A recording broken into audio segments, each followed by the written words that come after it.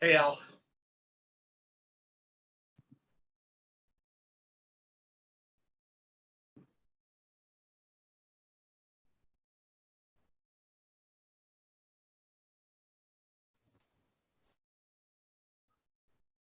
I see all three of us are remote.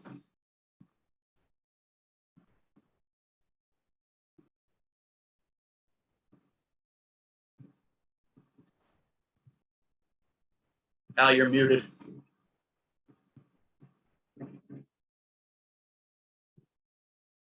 Oh, there's Ben.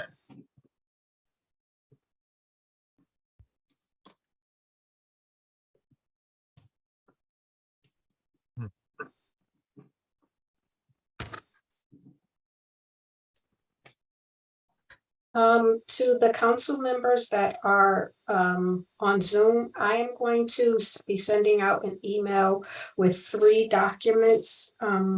They were handed out in the chamber, but since you're not here, I'm going to send you the documents electronically to use during those portions of the meeting. Thanks, Tasha. You're welcome. Thank you.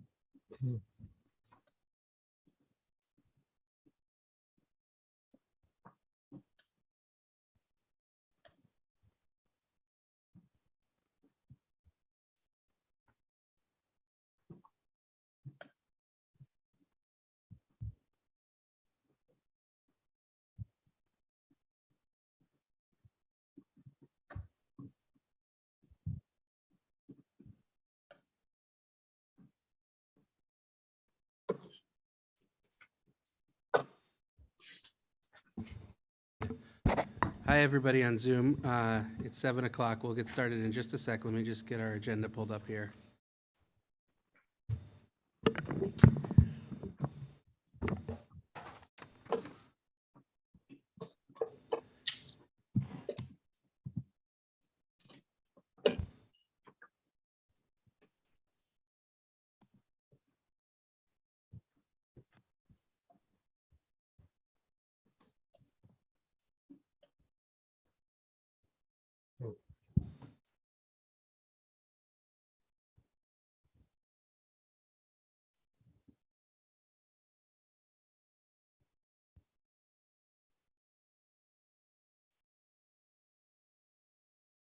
All right. Well, good evening, everyone. Recording in progress. 7:01, and thank you for joining us at tonight's Town Council meeting. I am chairing this evening. I'm Ben Shaken. I'm the Deputy Mayor. The Mayor has sustained I think, a relatively minor injury and is recovering comfortably today. It sounds like she is doing well post a minor surgery and will be back with us shortly, but is not going to make it tonight. And we also are joined by, it looks like, the Minority Caucus and by Ms. Berthelot from home. And so I think you've got us here in person for the audience, but we've got Councilors Berthelot, Coleman, Osberger, and Frattoni calling in on Zoom, as well as a number of other folks. So we will start tonight with a roll call. Ms. Chain? Osberger, Here. Berthelot, Here. Bruder, Here. Coleman, Here. Fertoni, Here. Moran we know is absent, Shuren, Here. Shaken. Here. Thank you. Thanks. The next item on the agenda is the opportunity for the public to address the council. Is there anyone in the audience tonight who wishes to address the council? Sure, come forward. You can come together or separately, whatever you like. While you're walking up, since we have public this evening, just so folks are aware, sort of general rules for public comment, you state your name and your address, so the clerk has it for the record, and you're limited to 5 minutes. If you have something in writing, please feel free to submit it to the clerk afterwards, and it will be included in the minutes of tonight's meeting. And as always, please be civil. Thanks and welcome. My name is Mary Landeck. I live at 30 Stafford Road, Mansfield Center, and I am the sexton for the town of Mansfield. Keith, 76. You need to go right into the mic so folks at home Sorry. can hear you. I'm Keith Wilson. I live at 76. And I am the chair of the Cemetery Advisory Commission.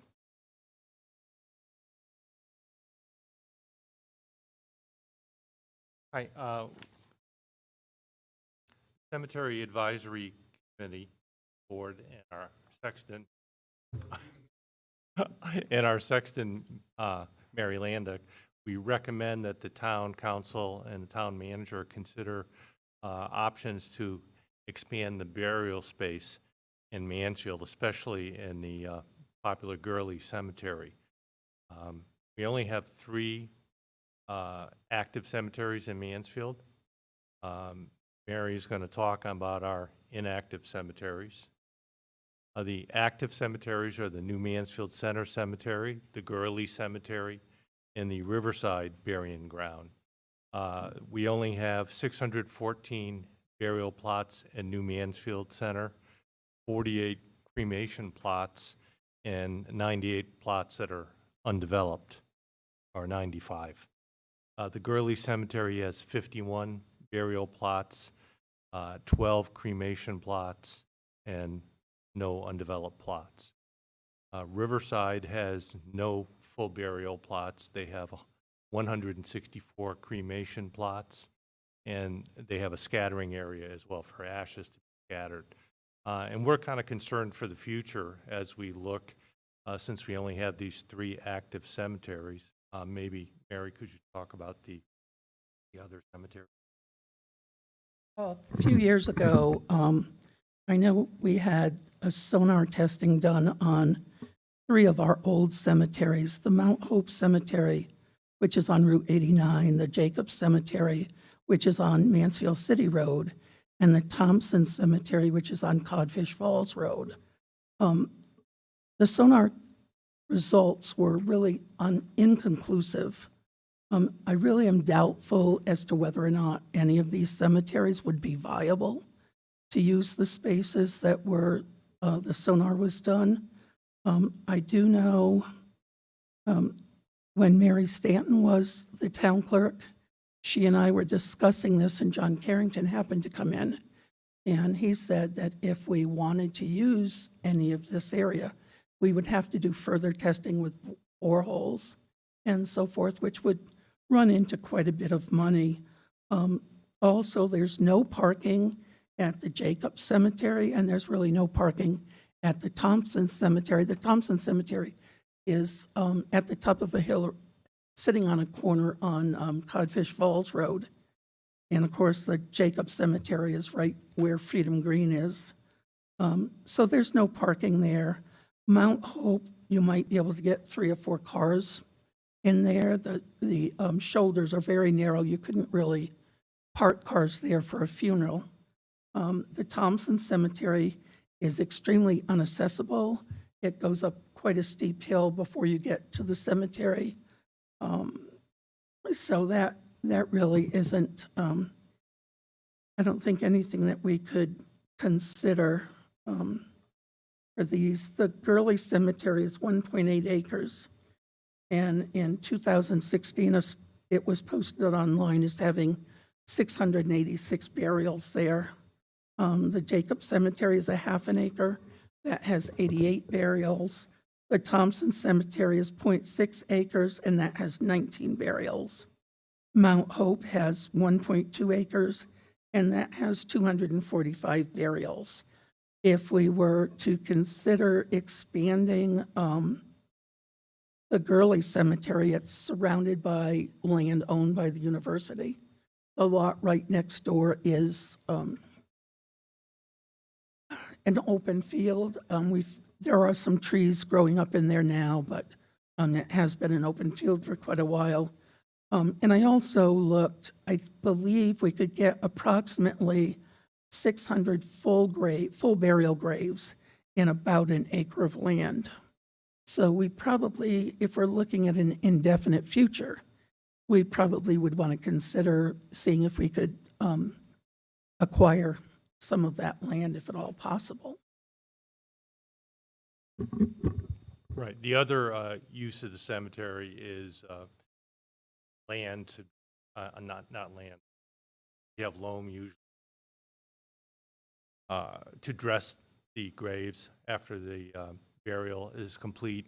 There's also gravel that's taken out of the graves. So these are areas for a couple of piles of these things in addition to the graves, the new graves that would be there.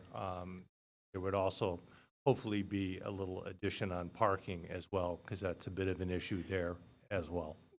Would, your 5 minutes is up, so would you please submit your recommendation from the committee to the council, which is sort of an official, it's in the packet already, we already have it, great. And thank you for coming, we'll definitely consider how to move forward with this. Thank you very much. Is there anyone else from the public who wishes to address the council? Yes, please come forward.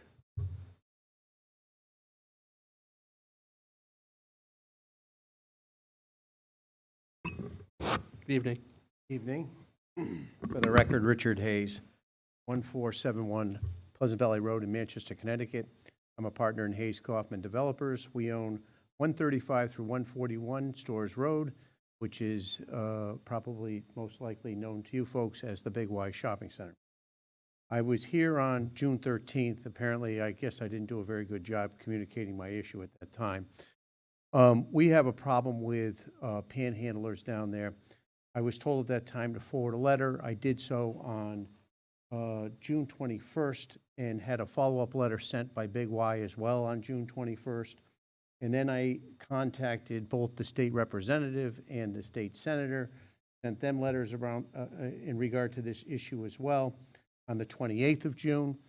And I did see in your minutes that it showed that I was here on the 13th, and then again on the 27th, it shows in your minutes way down near the bottom that you had a future items list. And I made it onto that list, but there's been several meetings since the 27th of June, and unfortunately, we haven't made it onto the agenda yet. So I'm here for an update to find out when exactly we're going to be discussing this public forum. We don't usually have a byplay with members of the public during public comment. I can ask the town manager to address your question during his report. I will say in general, we're on schedule. This is about how fast things generally move in the council. You're on the list for a future agenda for the council. And these agendas fill up pretty frequently, so you should expect to hear relatively shortly that this issue is on an agenda. Okay. I've been monitoring your agendas, obviously, for the last 7 weeks. I have a copy of each one in this book here. And I appreciate the fact that, you have other business to do, but certainly this is a much more pressing issue than some of the other items on that agenda, at least to me. So I understand. We're not going to get into a byplay back and forth about what the council agenda looks like. The agenda is set by the mayor. Yeah. And so I'm doing you a favor by telling you you are on the list of things that are coming up on future agendas. Okay. Appreciate your time this Thank you. evening. Is there anyone else who wishes to address the council this evening? Is there anyone on Zoom who's here for an address? There's some names I don't necessarily recognize. No? I'm not aware of anybody who specifically Okay. requested. Anyone else in the audience for the council this evening? All right, if not, then I will declare Public comment closed. The next item on the agenda is the report of the town manager. Ryan? Thank you, Deputy Mayor. A few updates tonight. We are entering the final stretches, the home stretch of the municipal facilities needs assessment study. TSKP Studios, our architecture and design firm who we've been working with, provided us much anticipated and long-awaited cost estimates for some of the alternatives that we're exploring. They provided those to us last week. There's a lot to unpack there, a lot to consider, a lot of different considerations to weigh. And so at this time, although we had hoped, or I had hoped, to present to the council our findings and preliminary recommendations with TSKP's help tonight, upon a little more deliberation, it made sense to wait until September so that we could do a little more of a deep dive into some of the specifics and the details surrounding the cost estimates that were derived. So we anticipate presenting to the council in September, and stay tuned for that discussion. The Mansfield Local Government Academy, we've finalized the schedule. The first session will be September 15th. As I think I said in a previous council meeting, we have expanded the topics a little bit. It's gone from a 10-session program to a 12-session program. We split up police and fire that was previously one session on public safety, and we also added our public schools, Mansfield Public Schools, and look forward to hearing from, I think he's hiding behind Bill over there, Superintendent Dart, and anybody else that he invites to that evening's presentation. I also believe we're closing in on somewhere around 10 registered participants, and you all will remember that our target is 20 participants for a cohort. So we're about halfway there, and we haven't finished all our outreach and promotional events. So certainly hope that we'll get 20 participants in this year's session, and look forward to making it even a greater success than last year. Myself, the Director of Parks and Recreation, and our Acting Director of Planning and Development had conferred on a few different occasions to finalize the request for proposals relative to the comprehensive financial sustainability strategy and master plan that we want to develop for Mansfield Parks and Recreation. Council will, of course, recall that funding for that effort is coming from American Rescue Plan dollars. The RFP is published, and firms have until, I believe, August 25th to respond to that solicitation. And we have a number of firms that have already been approached and have expressed interest. Want to remind our residents that are listening that the Helping Hands program, a grant-funded program where we've been providing funding to help families in need, both with food assistance and child care assistance, that program will be concluding at the end of December. And so we're helping 172 families now, and with what time remains, if you have a need, please don't hesitate to reach out to our staff, and you can email helpinghand@mansfieldct.org. On a much more somber and heavy note, I did want to acknowledge the unfortunate passing of Sarah Kaplan. This was reported on last week. Sarah was the special needs coordinator for our Parks and Rec teen and adult social group. She passed away unexpectedly. She was also a paraprofessional teacher at Mansfield Middle School, and anybody who knew her would sing her praises and how committed she was to participants, families, and the volunteer staff. So our hearts collectively go out to Sarah's family, and it's a really tough loss for our community. Want to remind everybody that tomorrow is our state primary. I ran into the registrars in the hall today, and I asked them how things were coming, if everything was ready, and kind of somewhat tongue-in-cheek, they said they don't have to be ready until tomorrow. So I guess that means there might be still a little bit more work to be done, but I'm sure it'll come off without a hitch. Also, maybe for the deputy mayor's benefit as much as anybody's, because I know he's asked about it, We have signage reminding everybody about the deadly weapons prohibition in town buildings that are being mounted throughout town, basically every entrance that a would-be voter would use to remind people that we are a gun and deadly weapon-free campus. And I think in the interest of time, I am going to end my report there. Happy to entertain any questions from the council about other items in my report. Thanks, Ryan. Are there any questions from counselors? Ron? Just in response to the inquiry we had before, any sense of when we might be dealing with the panhandler issue? So I did reach out after the meeting where this topic was raised. I did engage our resident trooper supervisor, who informed me that it would require a local ordinance for the troopers to begin enforcement. He did also do, I think, a little bit of research to find other communities that had adopted such ordinances. I know the mayor and deputy mayor provided some guidance to me, I think, in the run-up to maybe the next meeting, and I'll be happy to engage them further in the preparation for future agendas and get confirmation from the mayor if this is an agenda item to be added to future agendas. Brian? Brian? Counselor Coleman, you're up. Yeah, I have a few questions. Bear with me, it's a little lengthy. Friday, I received a council packet at 6:41 p.m. Is the town manager's staff working overtime because of the information being late? I mean, if your administrative assistant there at 6:41, is she getting overtime? Why did it take so long for the consent agenda item from 2008 to get the staff to put it on the agenda?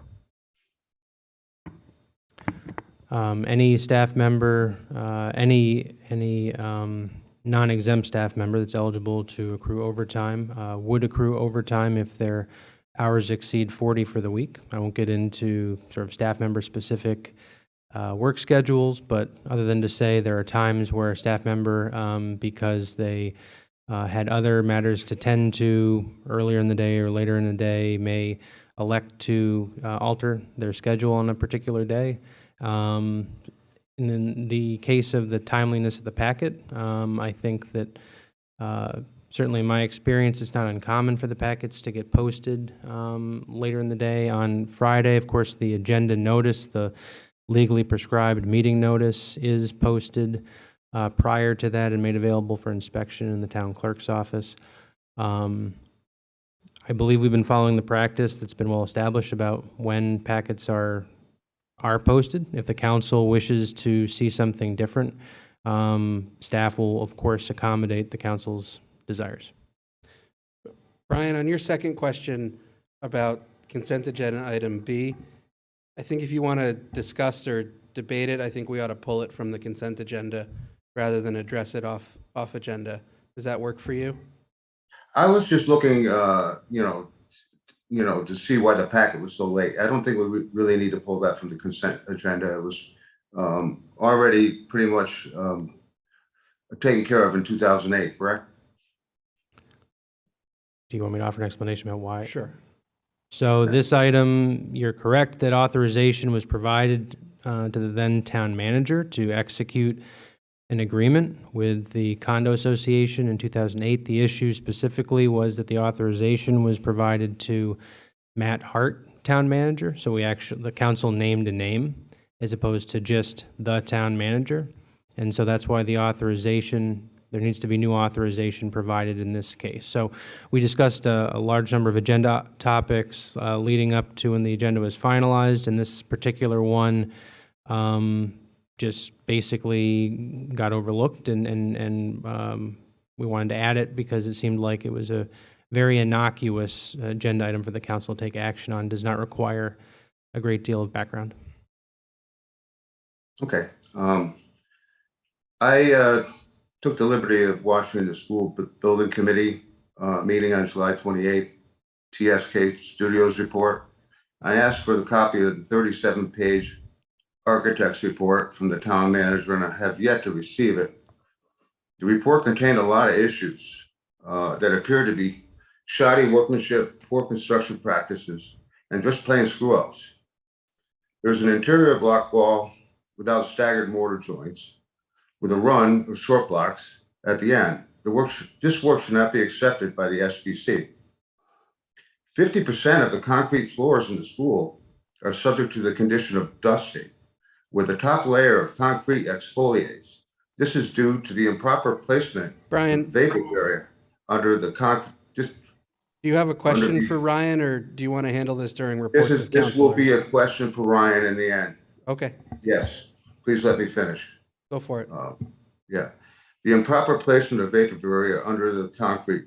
This should be cause continued issues with the flooring that is installed now or into the future. The landings in the main stairwell are higher than the risers. There may even be a code violation. There is a problem with the elevation on the portion of the building, which has created an issue with the siding, which is supposed to be horizontal. Instead, it's slanted. Is this portion of the building even level? Where's the owner's agent? Collier's in this. They're supposed to be protecting our interests here. Where's the contractor oversight? TKSP Studios and Newfield Construction. Where are our town building officials? The SBC should not accept this work regardless of if it delays the opening.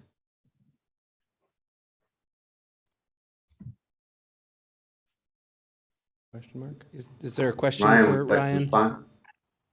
So I did not hear a Your question is, where are question. the contractors that we are working with, Brian?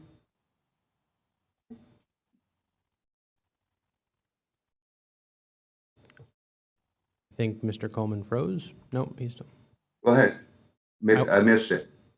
I did not hear the question. Is the question, where are the Yeah, contract? the question is, who is overseeing this? Why are there so many flaws in the construction? Where are our building officials in this? There seems to be a lot of sloppy work and no oversight. I would say in response to that, this is a very large, complicated project for which there are innumerable details and design specifications.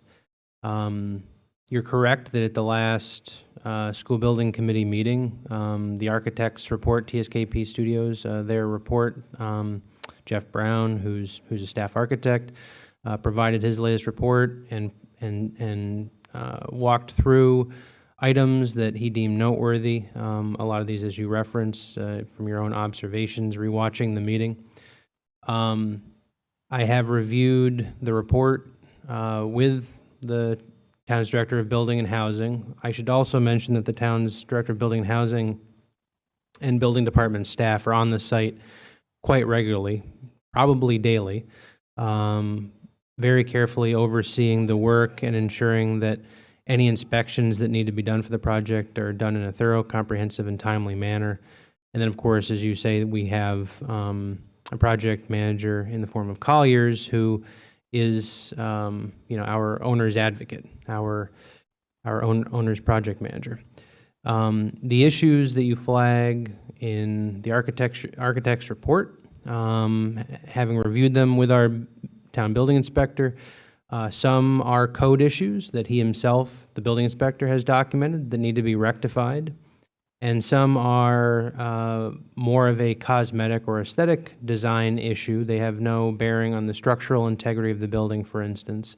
But they do deviate from the plans, the design that TSKP Studios is having the contractor Newfield work off of. And so in any large, complex design or build, there will be instances where what is actually built will deviate from the design, and we're working through those. The school building committee very diligently is looking at those, trying to sort out how to handle each one. I don't think the school building committee has conceded anything. I think they're taking the information in and deciding how this is to be addressed and what will be addressed. We obviously want to keep the project moving forward, but I want to assure anybody who's listening that there's a tremendous amount of oversight for this project, both from town staff, from our owner's project manager, from our architect.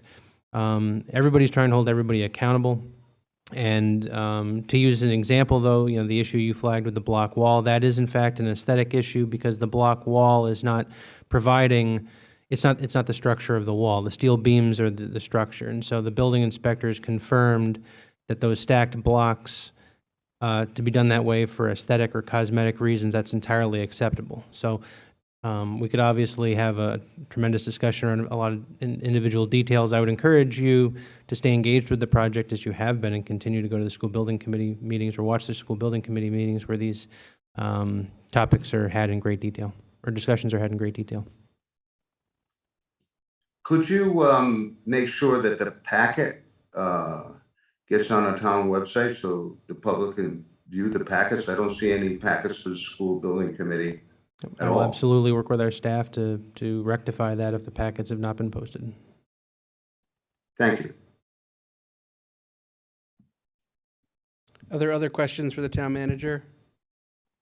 If not, then we will move on to reports and comments of council members.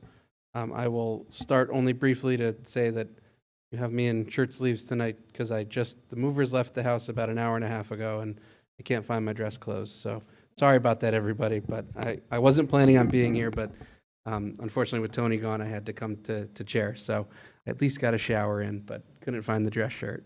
Does anyone else have a report tonight? Not, we will move on to our consent agenda. Is there anything that anyone would like to pull from the consent agenda? We have the White Oak Sewer Project that Mr. Coleman mentioned and the approval of the minutes from last meeting.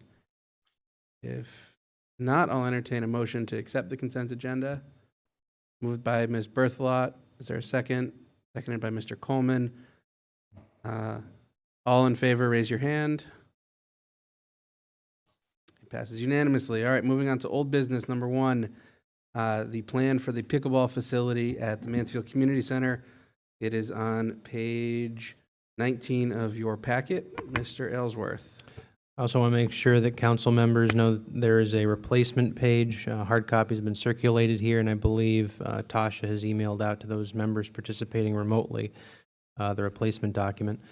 Just to recap and remind everybody, Mr. Michael Taylor, local resident, local business owner, approached the town earlier this year to express his desire to provide private funding to help facilitate the construction of a pickleball facility on town-owned land. After a deliberative process, conferring with staff and other stakeholders, we decided that the most appropriate location, best location for the pickleball facility, which will include 6 courts, is on the Mansfield Community Center parcel, to be situated close to South Eagleville Road.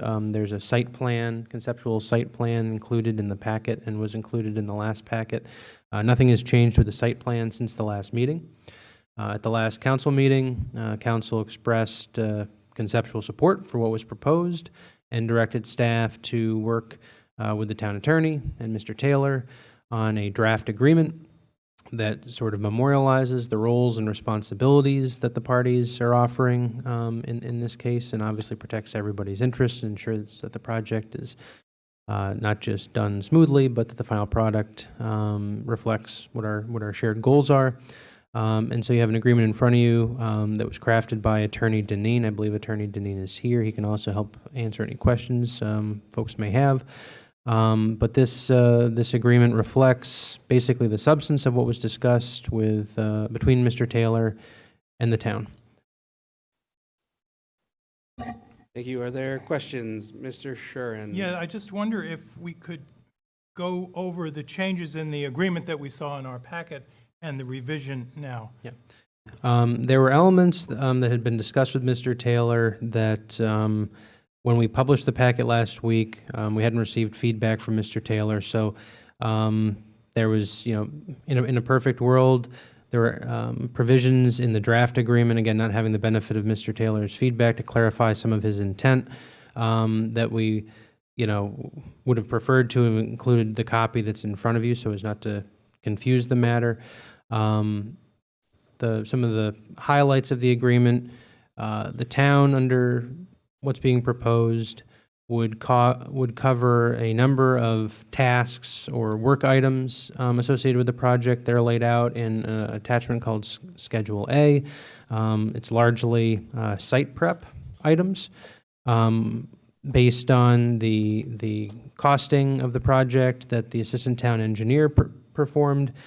We believe that these particular items will come in at or under $150,000. Those would be the elements of the project that the town would be responsible for. And when I say town would be responsible for, the town would be contracting directly with vendors, contractors to perform, those aspects of the work. The remainder of the items, again, there's a color-coded table in your packet that lays out what Mr. Taylor and any other private benefactors he's able to line up to support the project would ultimately fund. And as you can appreciate, a project like this, there are a lot of variables that will impact the final cost. Mr. Taylor is confident and optimistic that there will be a fair amount of material or labor that is donated to the project by qualified individuals that would have the effect of reducing the overall budget. So we're being mindful not to necessarily, state a budget for the project as far as the portion of the project that would be privately funded. But as I laid out in the agreement, or as laid out in the agreement with the help of Attorney Deneen, this reflects what the donor has proposed to offer the town. Can I ask a clarifying question as a counselor? Charlie, I see you. I'll get to you in a sec. We're looking at specifically number 3 on this list, which it looks like on the handout, which looks like a change from our packet. If I'm reading it correctly, and I see that Attorney Deneen has joined us as well,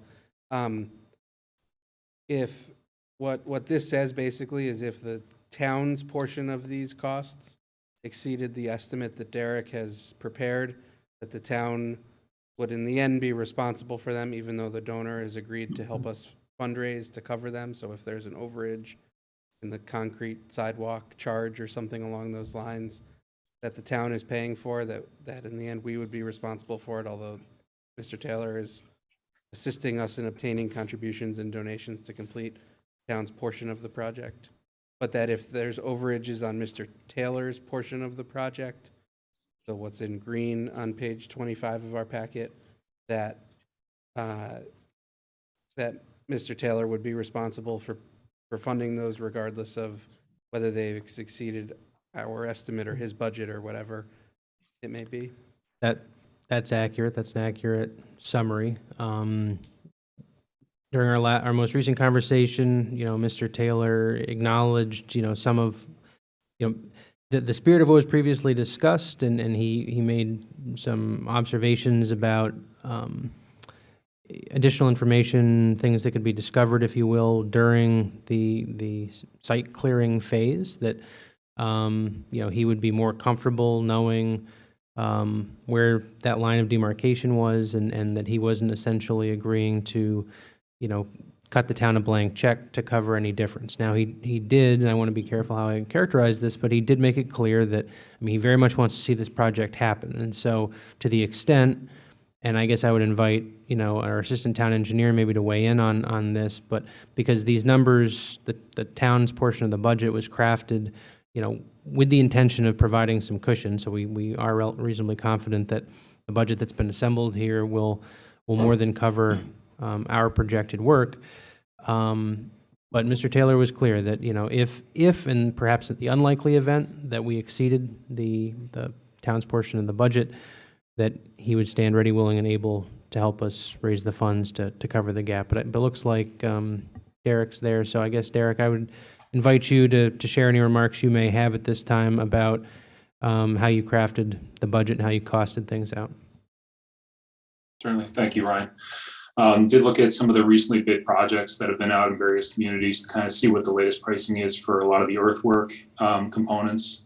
Some of the components that are, not typically done by the town, like the post-tension concrete. Obviously, Mr. Taylor is taking on that component. There are some bids that are currently being crafted that are expected by the end of this month that have some of those line items that, most municipalities don't typically on a yearly basis bid out.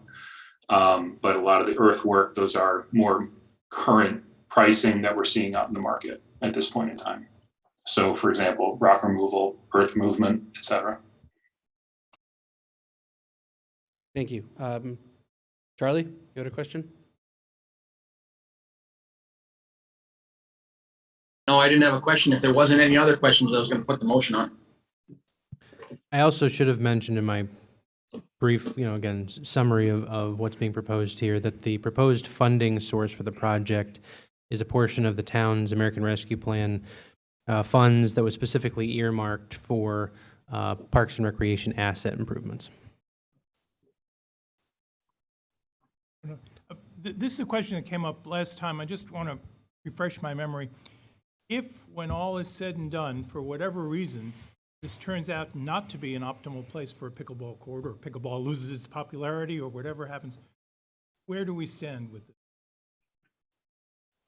In terms of the, I'll call it adaptive reuse of the court itself, I know the Director of Parks and Rec and Town Engineer talked about a variety of different uses, from additional tennis courts to basketball courts. Suffice it to say that a dead level surface, post-tension concrete, the way this would be designed, there would be a number of adaptive reuses. Obviously, we don't go into this thinking that pickleball, the popularity is going to wane. We think that if anything, demand is going to increase. But maybe it's a low probability event. If the demand for the facility waned, there would be a number of highly advantageous adaptive reuses of that court or facility.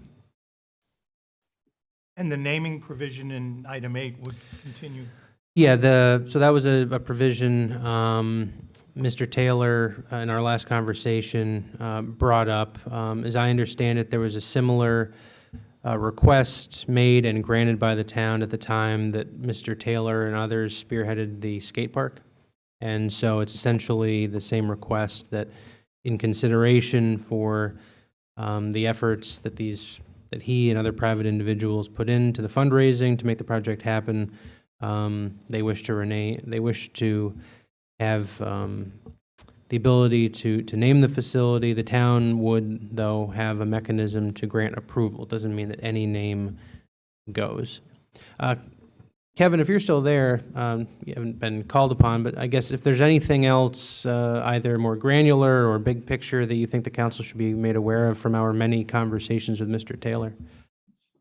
No, I think pretty much what you've outlined and Derek was able to come in on covers it. It was modeled on the skate park project that they did many years ago, and we tried to keep it within those lanes. Okay, thank you.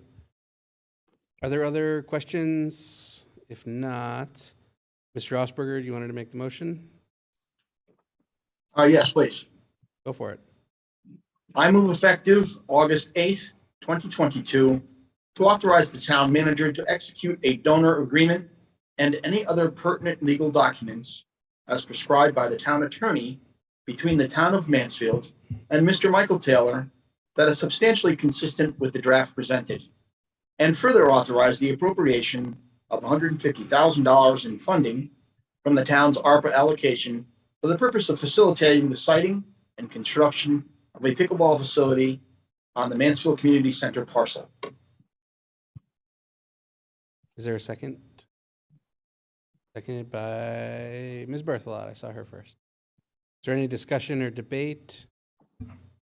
Mr. Shuren? Yeah, just one question. It might have already been I have not seen an estimate, knowing that we cannot have a firm estimate, the total cost from all sources of this project. Has there been a number talked about in that? There has been, out of respect for the donor and the donor's requests, his concern is that publicly sharing and publicizing the overall bottom line project costs will impact the fundraising approach. So obviously the town needs to understand its financial commitment, and that's what you're bringing us to vote on. So I would simply say that as an overall percentage of the project, that the $150,000 that the town council is authorizing is, a minority component. and it's everybody's best estimate and belief based on their expert opinion that this is not likely to exceed $150,000. So you cannot know That that the for certain. town, yeah, that the work items, the site preparation, basically all the items that were included in the packet, that the town specifically would be responsible for sourcing out. It's our qualified opinion, based on the research the assistant town engineer has done, looking at procurement, that that even carries a contingency, a cushion, if you will, that we should be comfortably within the $150,000. Other discussion? Paul? Ritter? Thank you, Ben. I just hope that we can all get behind this and pass it. I know that a number of people have told me how popular pickleball has been for them. I know I've seen it a lot at the community center, and it takes up a lot of the open gym time, and so I'm sure they'll have continued support, especially with this location. Any other discussion? Well, if not, let's vote. All in favor, please raise your hand. Any opposed? It's unanimous. Thank you. The next item on the agenda is pandemic premium pay for town and school district employees. Ryan, would you like to summarize this item, please? Happy to. Going back to the weeks and months immediately following the passage of the American Rescue Plan Act, where a specific allowable use of the American Rescue Plan Act funding is premium pay, COVID pay, whatever you want to call it, goes by different names, for essential workers during the pandemic. Town council provided feedback to me and to staff that there was general support for administering some level of pandemic pay, pandemic premium pay to essential workers in our community. We talked about at various meetings, I believe, how narrowly or how broadly that program would be administered. The feedback that I received loud and clear was that if a program was to be administered for town employees, that it was the decided will of the council that that also be extended to school district employees. And of course, we have a municipal school district and we have a regional school district. We have Mansfield Public Schools and we have Regional School District number 19 that serve our youth in our community. And so with that guidance, with that direction, staff, myself and Human Resources in particular, embarked on, some research and reaching out to neighboring, our fellow communities in the Regional School District 19, Willington and Ashford, to see what their willingness and ability to support this effort would be. Somewhere along the way, I don't know that I can mark the date on my calendar, but somewhere along the way, I think it was with the adoption of the final rule for the American Rescue Plan Act, and what was ultimately deemed to be a very narrow definition of essential workers that would actually have excluded classes of workers like school teachers, like public works personnel.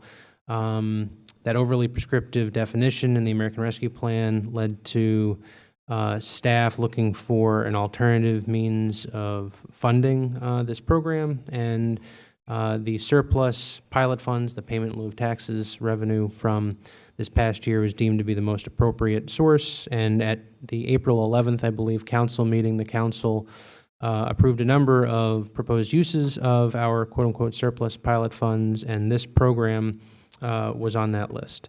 Fast forward to today. I cannot report that either of the other towns in our regional school district have committed funding to support this. Their leadership has expressed conceptual support for what we're doing, but at this time, I am not anticipating financial support from Willington or Ashford.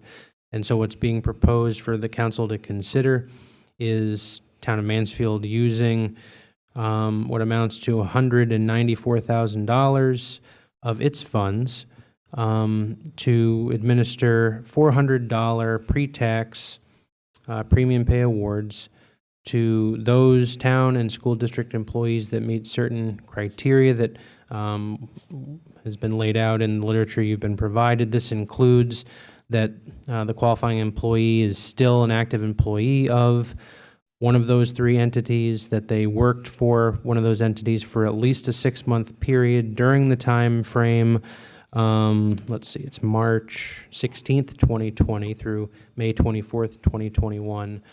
And that if they were a part-time employee, that they worked a minimum of at least 10 hours a week on average and had direct interaction with members of the public. So they therefore would have incurred some additional health risks. So those were some of the guiding criteria that we used. It's a total of 484 employees spread across the three entities, 129 town employees, 214 Mansfield Public Schools employees, and 142 Region 19 employees. And again, that arrives at the grand total of $194,000 and $400 pre-tax awards to each of those employees. Last thing I want to say before we open up for discussion is, again, this should have been emailed to those council members that are participating electronically, but also hard copies of a revised motion, revised with the help of our town attorney, has been circulated and provided all members of the council. So to the extent that a motion is in order and a motion is made tonight, I just want to make sure that the correct motion is made, and please work off that sheet that was provided. So I will stop my remarks there. Are there any questions? Mr. Bruder first. Yeah, thank you for the presentation. I just wanted to have a question. The fact that this is going to go through Region 19, you've gotten, where are we at with the other towns? Can you be more specific? Sure. So the conversations initially started with both school districts, with their senior administrator, with their superintendent. My understanding is that then conversations and feedback was sought by each of the superintendents from their respective school board members. While that was taking place, I concurrently reached out to my counterparts, the municipal administrators, that's first select people in the case of Ashford and Willington, because they're smaller communities. And we had discussions about what it was that the town council was interested in doing.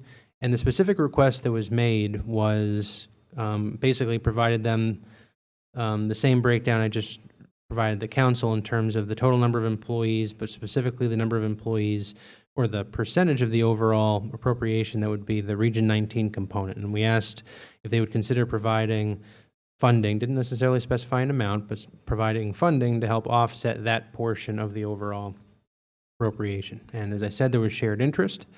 But I think the biggest stumbling block, at least that was communicated to me, was at this time, does not mean they won't change their minds in the future, but at this time, neither Willington nor Ashford had taken any action to administer premium pay to either its town or municipal school district employees. And so for reasons I can certainly appreciate, they felt it would be awkward at best to commit to providing funding towards Region 19 employees if they didn't have a plan in place. And again, doesn't mean they won't do that in the future, but they have not acted on anything for their town or school district employees. And so that was, I think, probably the most compelling reason that I heard from them about why they didn't feel that they could participate at this time.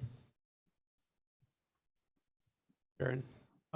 First, let me say I'm fully in support of giving $400 to all employees who are covered here, school district and Region 19, in terms of the conceptual thing. These people served valiantly during a very difficult period. After taxes, it comes out to about $1 a day for their enormous service. I am troubled conceptually by our giving full funding to Region 19 when, well, first of all, the funds are not going directly to the employees. They're going to the region, which will in turn, we expect, give these $400 payments to the employees. But breaking the general pattern where each town contributes its proportional share, Mansfield about 60%, Ashford about 18%, Willington about 23% in the current year, the budget, we would be providing for this supplement 100%. That supplement. That troubles me. I don't want to put us in a position of delaying or depriving any of the Region 19 employees, particularly the teachers, but not exclusively the teachers, $400. I would be more comfortable if we were to give a proportional share, in this case about $35,000 instead of the $56,000, and wait for the other towns to come up with their amount and the region make up the difference in the interim. That's for something that I want to give a little bit more thought to after there's a motion on the table. Are there other questions? I see Charlie and then Sam for the second time. Okay. Ryan, what would you say pilot money is? What would I say pilot money is? Yeah. It's money that the town of Mansfield receives from the state of Connecticut in consideration of the fact that we have large amounts of state-owned property that's otherwise tax exempt. Great. So you could also say that that's town tax money for the town of Mansfield. I would say that it's state money that's collected from taxpayers, residents of Connecticut across the state that is paid to communities such as Mansfield that receive pilot funds in consideration of the fact that that community is foregoing a certain amount of its property tax dollars as a result. And you would say that's for the benefit of the town of Mansfield. I think that's one of the broad aims of it, yes. All right.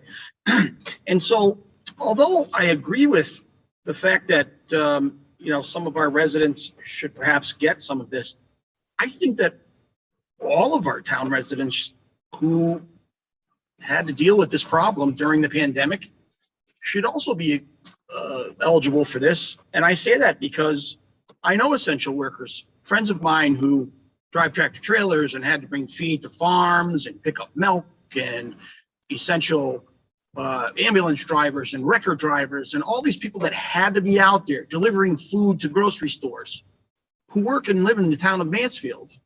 I think to not open this up to them is discriminatory.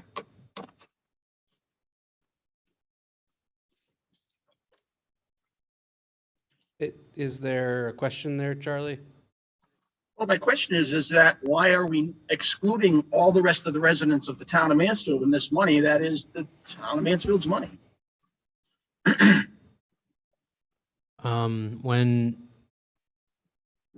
How broadly or how narrowly this program would be administered was discussed, this is some months ago, and so I'm challenging some of my memory, but I know one of the things, or a couple of things that we talked about was that individuals who work, let's say in the private sector, for whatever company they may work for, maybe it's Price Chopper, maybe it's fill in the blank private company, that there were funds provided to, federal funds, in many cases provided to those companies as COVID relief funds, that those respective employers then had the ability to choose how those funds were used. And certainly some of them did administer their version, perhaps not dollar for dollar the same amount, but their version of a COVID premium pay to their essential workers. And so one school of thought in this case is the funds that were provided that the town receives could and should be used specifically for its organization, i.e. its employees, not anybody who lives in the community that is an employee somewhere. So that's one of the considerations. Obviously, the financial impact of what we're discussing takes on many orders of magnitude above what has been proposed. We have right now a universe of under 500 employees that are being deemed eligible for this. Obviously, it would become many thousands of employees. And then on top of that, there's just the inherent probably crippling, frankly, logistical challenges of trying to administer such a program to any and all essential workers in the town of Mansfield, anybody who's a resident in the town of Mansfield that would meet that category. To find these people, to determine, to administer such a thing really would be an enormous task. And again, it can't be overstated, just the financial, how much more funding you would need to administer that broad a program at the level of a whole municipality. But it would be the right thing to do. It's a value judgment that I don't feel is appropriate for me to weigh in on. Now, I agree with you that certain corporations probably took advantage of it and did extend some sort of pay to their employees. But I know a lot of smaller institutions and smaller corporations and companies, people that, like I say, that, private contractors and truckers and things like that, who didn't have that advantage or that ability to be able to tap into or access these things. And I can cite a few friends of mine who brought this to my attention. So that is why I bring this up. And that is why I think it would be our responsibility as a town to make sure that that happens. I understand your frustration with considering the scale of it, but it seems the responsible thing to do. I have a question, and I know Mr. Bruder has a question as well. So there's two motions in our packet. This is sort of a process question. I will say in response to what Charlie just said, I'm inclined to agree with a lot of it. We did have this debate several months ago as part of Ryan's presentation for his recommendations for ARPA dollars before we knew how restrictive the Treasury was going to direct the sort of hero pay portion of those dollars. And I think I expressed fairly similar thoughts to those that Mr. Osberger just expressed then. So we need, it looks like, to number one, transfer these dollars now into the capital non-recurring fund from the general fund. And if we don't, correct me if I'm wrong here, then they will lapse because we are closing out the books on last fiscal year. Is that correct? That's correct. I mean, without getting too in the weeds, there is a time sensitivity here where we basically have the remainder of this month to complete this exercise because of when finance will fully close out the books for the last fiscal year. And then the second piece, however, is then to, out of that fund, appropriate $194,000, which is a number that might theoretically change if financial support from Ashford and Willington were secured in the current fiscal year to execute this program. Is that correct? Correct. I mean, if the money's transferred, we're obviously looking, it's been a lengthy process, obviously, we're eager to move forward and administer this to those staff that are eligible, but to the extent that, we got word tomorrow that, hypothetically, that one or both towns were going to support this and contribute monetarily to it, obviously, we would have transferred all the dollars we needed to self-fund this entirely, but we would obviously be able to make corresponding adjustments at our end in terms of how much we actually administered. So I don't think if I'm understanding your question, if the town council authorizes the transfer of the full amount, if other funding sources became available, I believe we could make the adjustments and essentially reduce the portion that the town of Mansfield was contributing. So here's my suggestion to the council then, given what Councilor Shuren just brought up about the other communities. I suggest, if the council agrees with me, that, and if there are the votes, that we make this transfer now into the capital non-recurring fund, and then we table the second motion until our next meeting, which is a month from now, to give Ryan some more time to deal with Ashford and Willington and see if their conceptual support will go farther, and that we then sort of make a final decision at our next meeting in the beginning of December on dispersing the funds, given Mr. Shuren's concerns and the fact that we are still in a period of unknowns as far as Ashford and Willington's contribution. Now, if that's amenable to folks, that's fine, or we can proceed and debate both and make changes if that's what's going to happen, but that's what I propose. I, Go ahead, Mr. Sherman. yeah, I would swear that what I was going to do was propose an amendment to the bottom bullet on the proposal. So instead of appropriating 56,000 to Region 19, we appropriate 35,000 that will pay a proportionate share in providing the $400. That enables us to make the payments more expeditiously to everybody in this proposal, and puts a little bit of, if you will, pressure on the other two towns to come. Mr. Bruder? I was just going to say, I'm in favor of moving these pilot funds so that way we don't have them lapse, and then tabling this discussion to try to see if we can get Region 19 other towns on board, or at least a better clarification. So if, unless, Brian, do you have a question?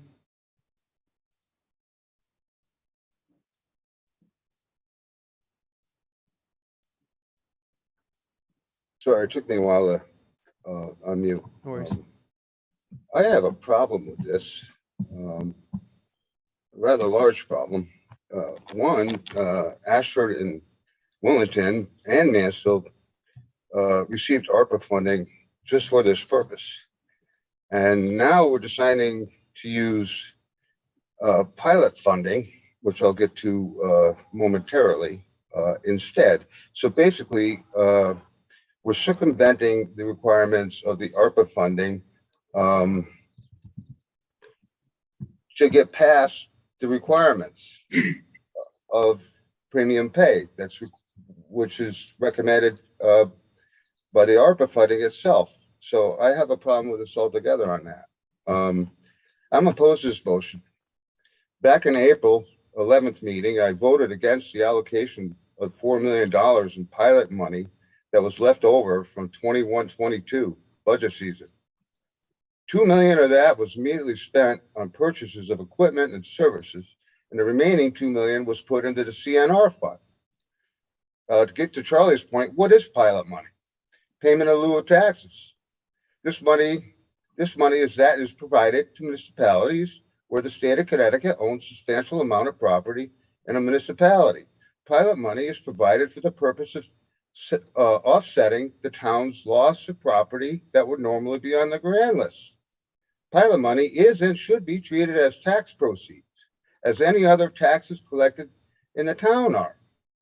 The $4 million in pilot funding from last year should have been incorporated in the 22-23 fiscal budget and voted upon at the annual town meeting in May.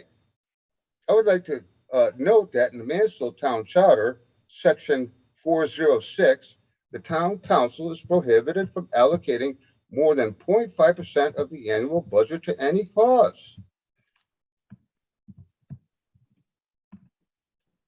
Transfers of monies from one department to another in the annual appropriations not in the original appropriation, in aggregate, an amount to exceed 0.5% of the annual budget in any one fiscal year may be made by the council.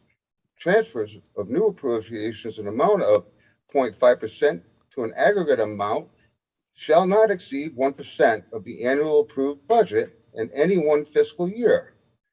May be approved by consecutive actions of the council and a town meeting, which shall be called by the council following this action. B, an appropriation of a transfer of over 1% of the annual budget for an expenditure not provided in the annual budget may be approved by the consecutive favorable action of the council and a referendum of the voters of the town. This did not happen. We transferred $4 million into the CNR fund. If I go on further, this should be, I believe the council violated the town charter section C406, and it is an ethical issue. I think this should be investigated by our Board of Ethics. In a meeting with the town manager shortly after the April 11th meeting, I was told pilot money was a grant. I disagree with this based on the fact that pilot money is used to make up losses to the town grand list. Are you finished, Mr. Coleman? Nope. Once money is moved to CNR capital and non-reoccurring fund, the money can be spent by the town manager with council approval on almost anything. This could be easily be perceived as a town slush fund.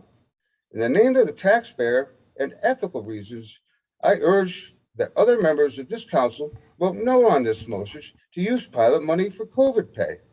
Thank you, I'm finished. Thank you. Two things, just some factual issues. First, there's no motion on the floor, Mr. Coleman, so you're a little early, coming soon, I think. Second, I appreciate your concern about the provisions of the charter relating to the council's budgetary authority with regard to what needs to and does not need to go in front of the town at a town meeting.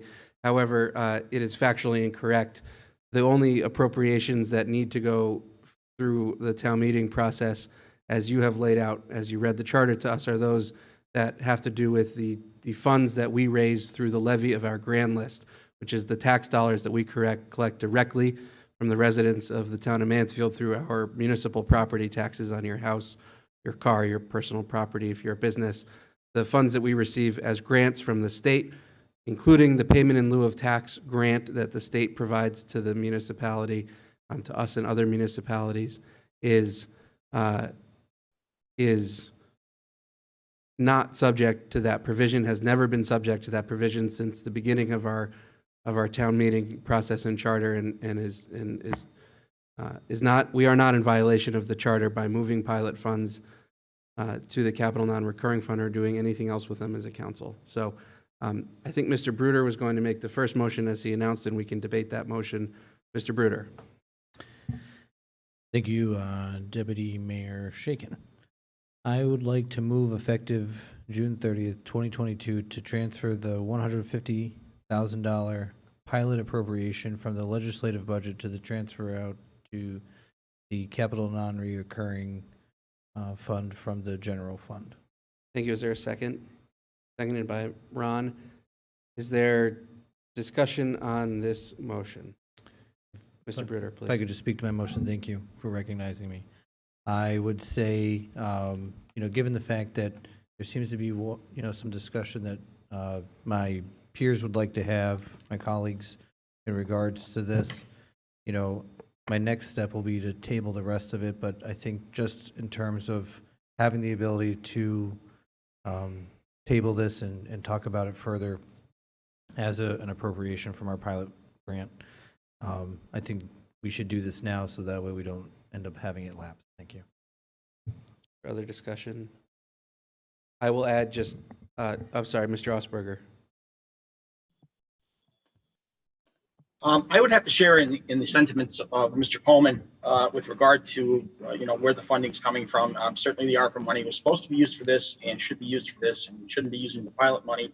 Granted, I know it's a thinly veiled concept calling this a grant pilot money, when in fact, pilot money is tax money. It's revenue for tax money for land owned in the town by the University of Connecticut. And I agree with Mr. Coleman's assessment of it. As far as my earlier discussion with regard to appropriation to opening this up to other people in town, certainly there's some marketing that could come into play that could, be sent out to town residents to see if there are people that are interested in applying for it, and perhaps that would streamline the process in the town's staff in determining if there are people that would be eligible or would want to be eligible. But certainly the fact that this is coming out of the pilot money and not ARPA money, and for those reasons, I would vote no. Ms. Berthelot.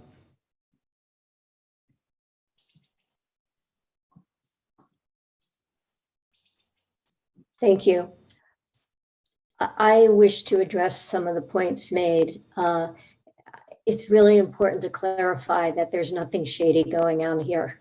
That we as a council had asked the town manager to use COVID funds to do this, and that it was his intent to do that. And he did all of the research. He worked with our attorney, and he was told we couldn't. But he understood that what we wanted to do was recognize how hard it was for the people of the town, the school teachers, whether the Region 19 or the Mansfield school teachers, and the people who worked for our town to so quickly change course and keep us afloat of the very, very difficult times. To imagine a young teacher at home manage her own children while figuring out how to communicate with young people over Zoom, it was a really hard time. It's heartbreaking that we're throwing Mr. Aylesworth under the bus and accusing him of trying to do something that would be considered unlawful or unethical, and not remembering that the town went through a process here. And that's why we're considering using the pilot money. And it's, of course, everybody's right to vote against that, which I hope that nobody does. I hope everybody honors the hard work done by our town people. But please, this isn't coming out of nowhere. This is not meant to be some sort of tricky, unethical, hiding the money sort of thing. This is us trying as we can to recognize the hard work that was done during COVID. So I will, of course, support Sam's motion and look forward to this ongoing conversation when we meet again. Other comments? I will add mine before Mr. Osberger speaks for the second time, speaking as a counselor, not as the presiding officer tonight. Just to align myself with Ms. Berthelot's comments. Earlier, one of my colleagues, Mr. Coleman, mentioned a meeting in April when this issue was debated and correctly stated that he voted against the use of these dollars in this way.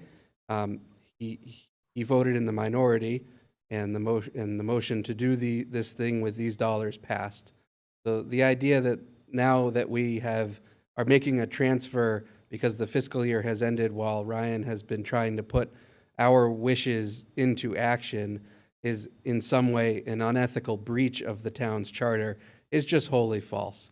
And I should just say that losing in politics is losing. When you lose, it doesn't mean that someone is doing something unethical. It just means that more people agreed with something other than what you agreed with and voted that way.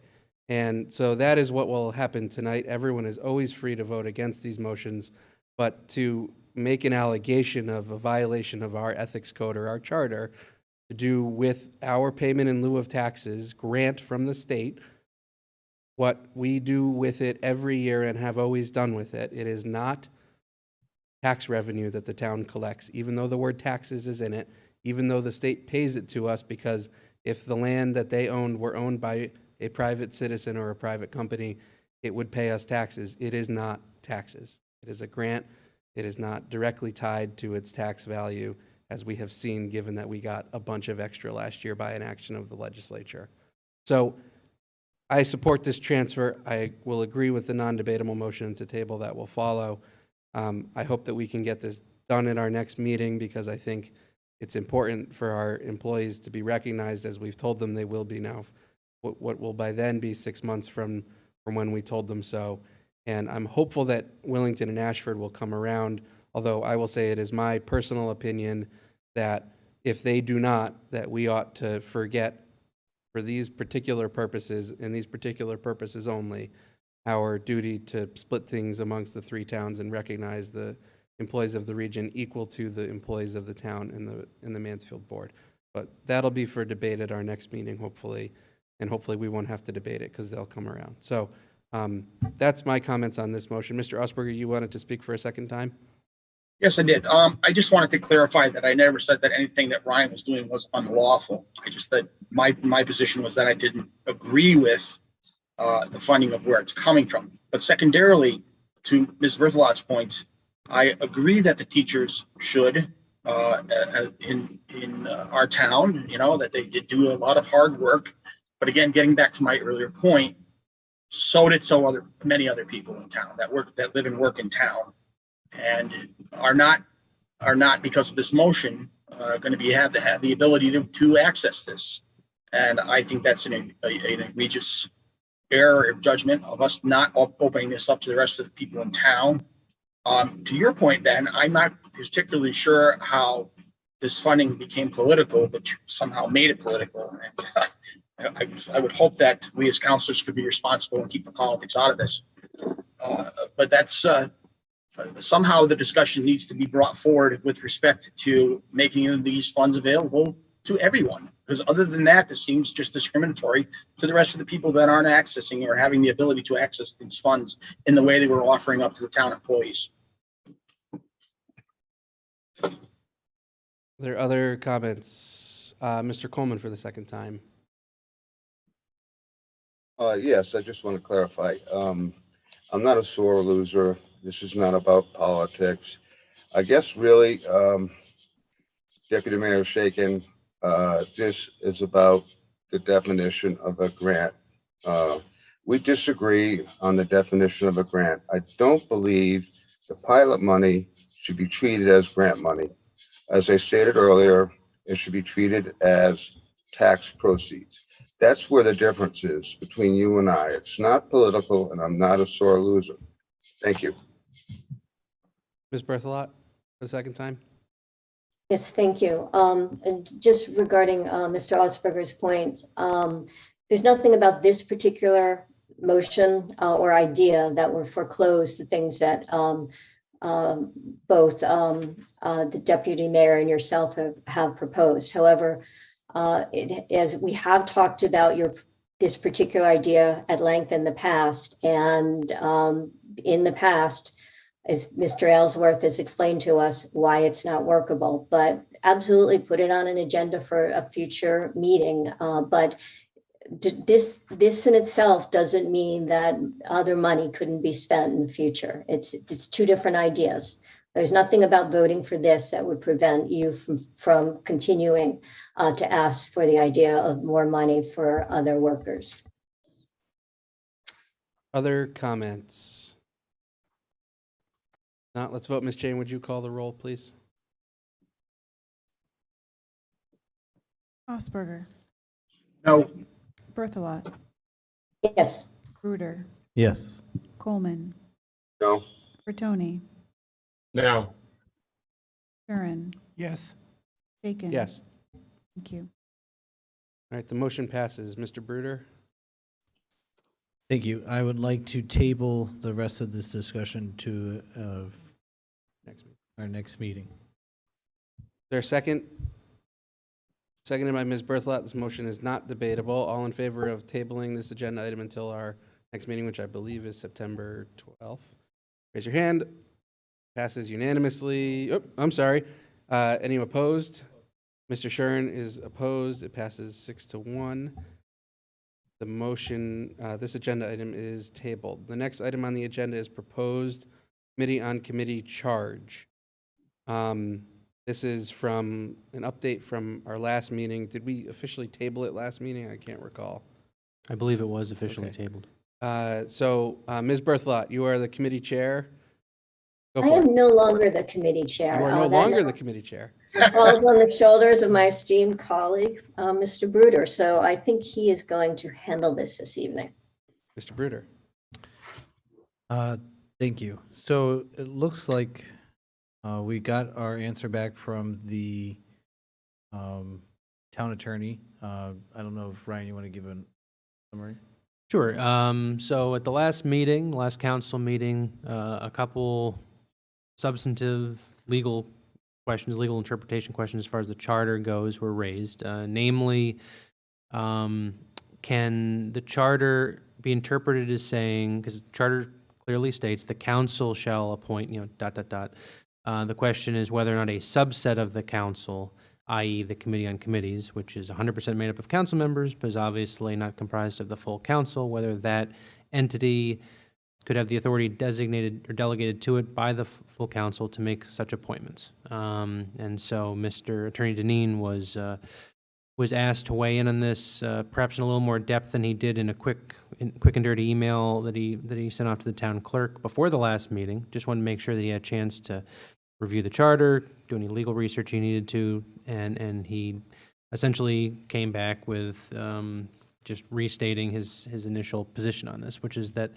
the proposal to bestow in the Committee on Committees the authority to make appointments to boards and committees would be in conflict with the charter. But perhaps Attorney Deneen, if there's any other nuances that you want to speak to. No, I believe that covers it. In addition, the general statutes in various spots, depending on a particular committee, will reflect that the legislative body makes the appointments. So it's consistent with that approach. That it may be a bit cumbersome, but unfortunately, that's the read of that. Thank you.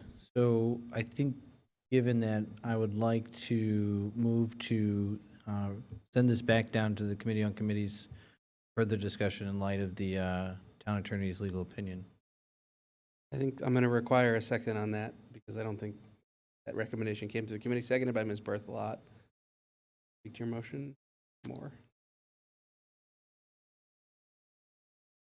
That I hope everyone can agree that, given the work that has been done on the Committee on Committees charge, we can take the town attorney's legal opinion and incorporate it so that we are not in violation of the charter or generally the Connecticut state statutes.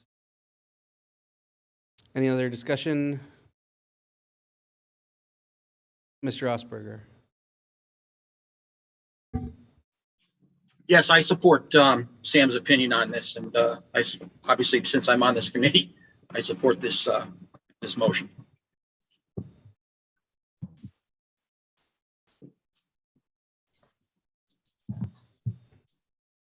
All right, then let's vote. All in favor of sending this back to committee, raise your hand. Any opposed? Passes unanimously.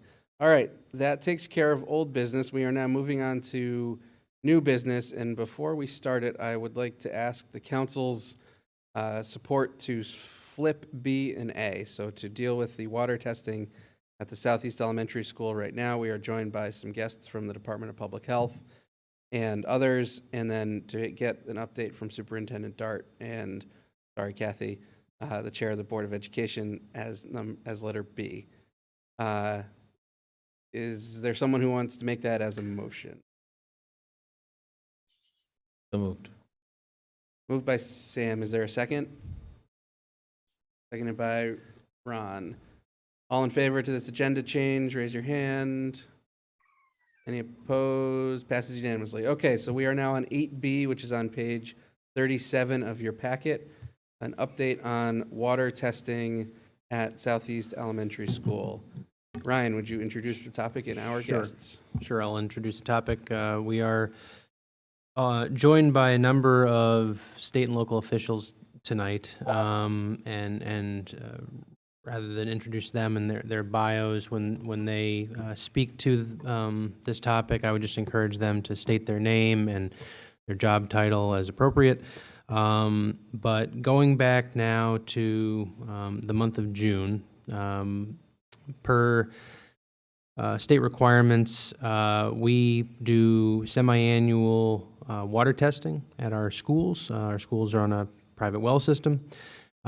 Southeast School, during that late June or mid-June testing, it was found that a number of the samples taken inside the existing Southeast School had lead concentrations above the quote-unquote action level, which is, that is to say, was above 0.015 milligrams per liter. And subsequent additional sampling was taken at the entry point of the building, and the lead concentration at the entry point of the building was, at least that particular sample, was just underneath the action level. Source water samples were then subsequently taken to see what may be going on, and at the two wells that have been drilled to service the new school, Mansfield Elementary School, which provide water to Southeast School, Very happy to state the lead concentrations were basically non-detectable or significantly below the action level for those samples that were taken in July.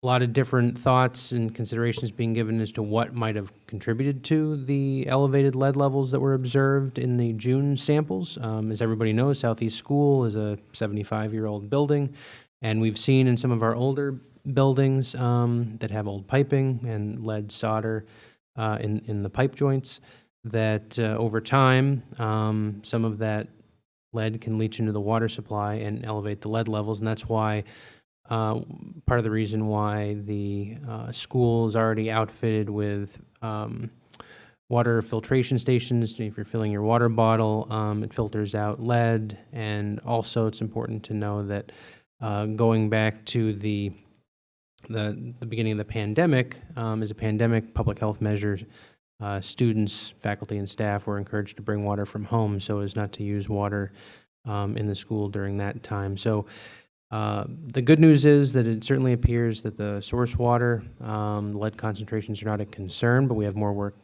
ahead of us to ensure everybody is comfortable with these results and ensure that the results can be consistently proven again and again with resampling, because we obviously want all our community members to be safe and to promote public health.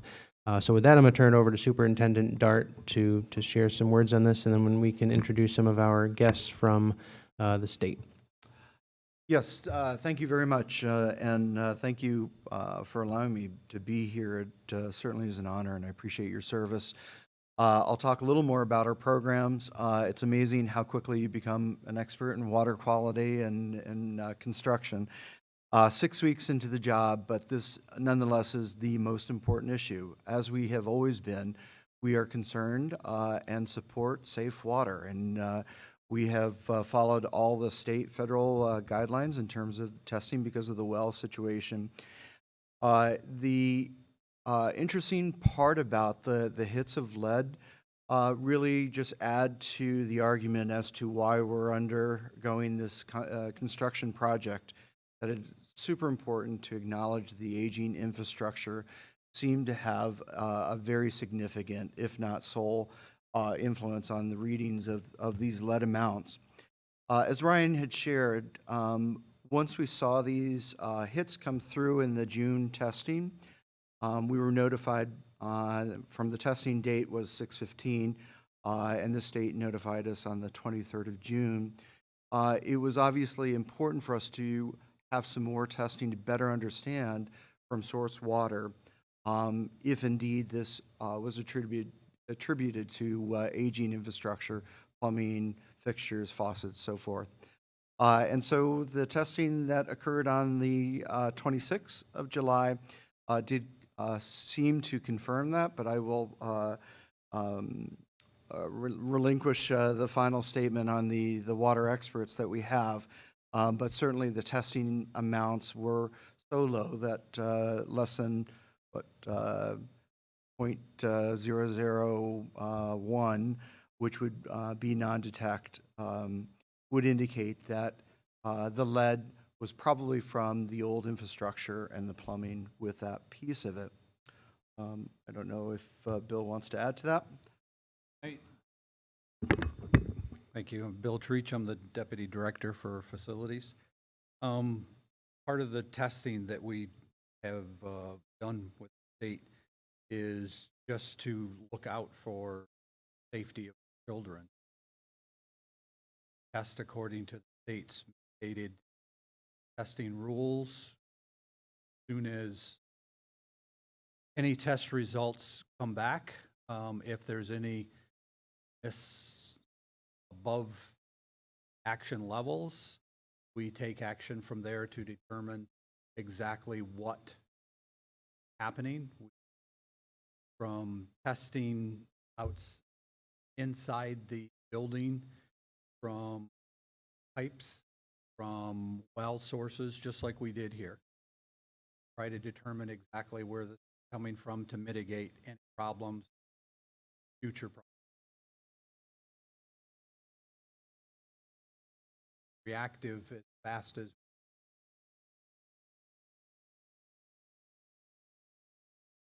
I see we've got some folks on the line, look like from the Connecticut Department of Public Health. I'm sure they'll be available for questions, but could they just introduce themselves for the record now as well? Ms. Matthew, hi, good evening. Thanks for being here. Thank you. It's a pleasure to be here. Yes, Lori Matthew. I'm a branch chief at the State Department of Public Health in charge of environmental health and drinking water. I'm here with Mandy Smith, and I'm not an engineer, but I've worked in drinking water my whole career. Mandy Smith is here, and Mandy, if you want to introduce. Yes, my name is Mandy Smith. I'm the supervising sanitary engineer responsible for the eastern region of the state, which Mansfield is part of. We oversee compliance with the rules. We conduct the sanitary survey inspections, and we also review the complex technical projects for new water system infrastructure, such as the new school system. And another thing that we do, just to add to that, and I see that Dave D'Onofrio is here, we also certify water operators, water system operators, water treatment operators, water distribution operators. Dave is I understand Dave is your certified water operator, and he represents the person who's responsible for the operation of the system, working with your school. With your school facilities people. So Dave, just wanted to make sure that people knew who he was. Thank you, Lori. And Dave, you're with Connecticut Water? Sorry, go ahead. Correct. My name is Dave D'Onofrio. I'm Water Quality Manager for Connecticut Water. We do contract operate the system at the school there and are responsible for overseeing all matters of compliance and operation. Thanks. Thank you all for being here. I know the hour is getting a little bit late, and so yeah, thanks for joining us tonight. Ryan, do you have anything else? Or others? I don't know if there's anything more, like, in terms of sort of summarizing where we are. I think we want to obviously provide an opportunity for any members of the council to pose questions that they had. I think, we had a meeting of the minds this morning, had an opportunity to talk more with Mandy and others, and Rob Miller, who's the director of the Eastern Highlands Health District. He's here as well, and he participated in this morning's call. I guess just to reiterate, we know that there's more follow-up sampling to be done. We want to be absolutely 100% sure that any water that's consumed in the new school is safe to do so.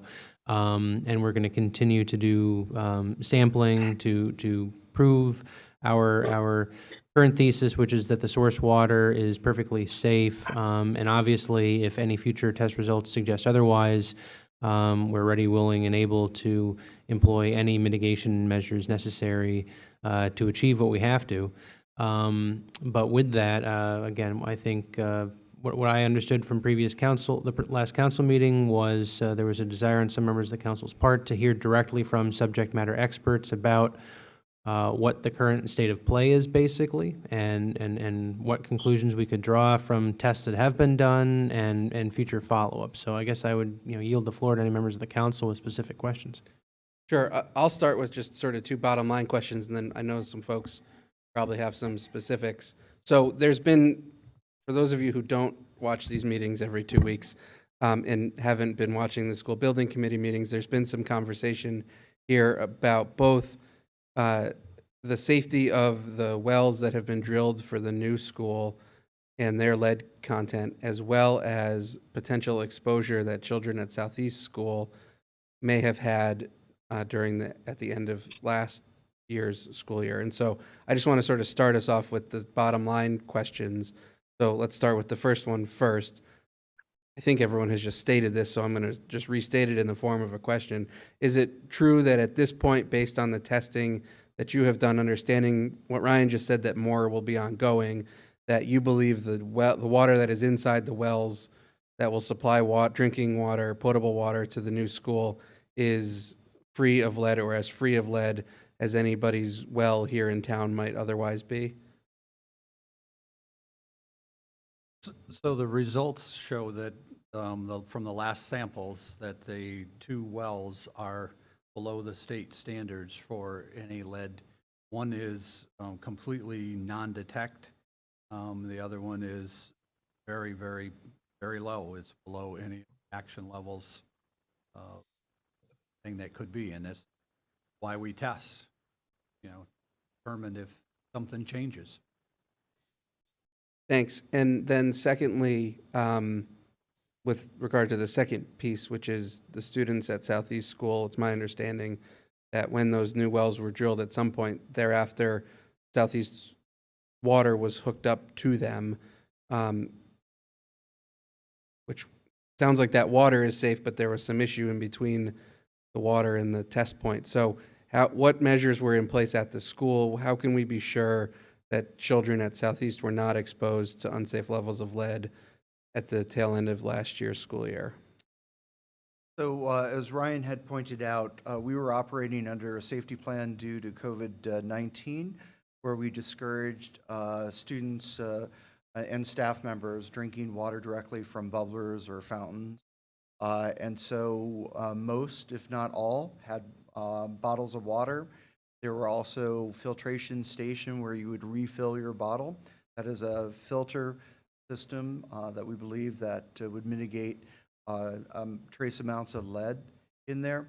When I spoke with Principal Rodriguez about this, and I had a sense as to what rooms are tested, where did kids, staff members tend to get water, there was just for years just an unspoken understanding that you got it from the filtered water bottle, or you brought it from home, just because of they're concerned about well water in general. But that played a role in terms of the COVID protocols that we had in place.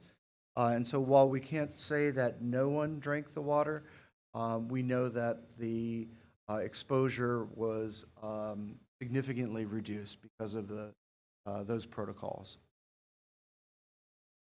Just as a follow-up, I know in some places, I don't know about Southeast, but during the COVID pandemic, things like water fountains were like actually disabled, so people couldn't walk up and drink out of them even if they wanted to. Was that the case at Southeast School?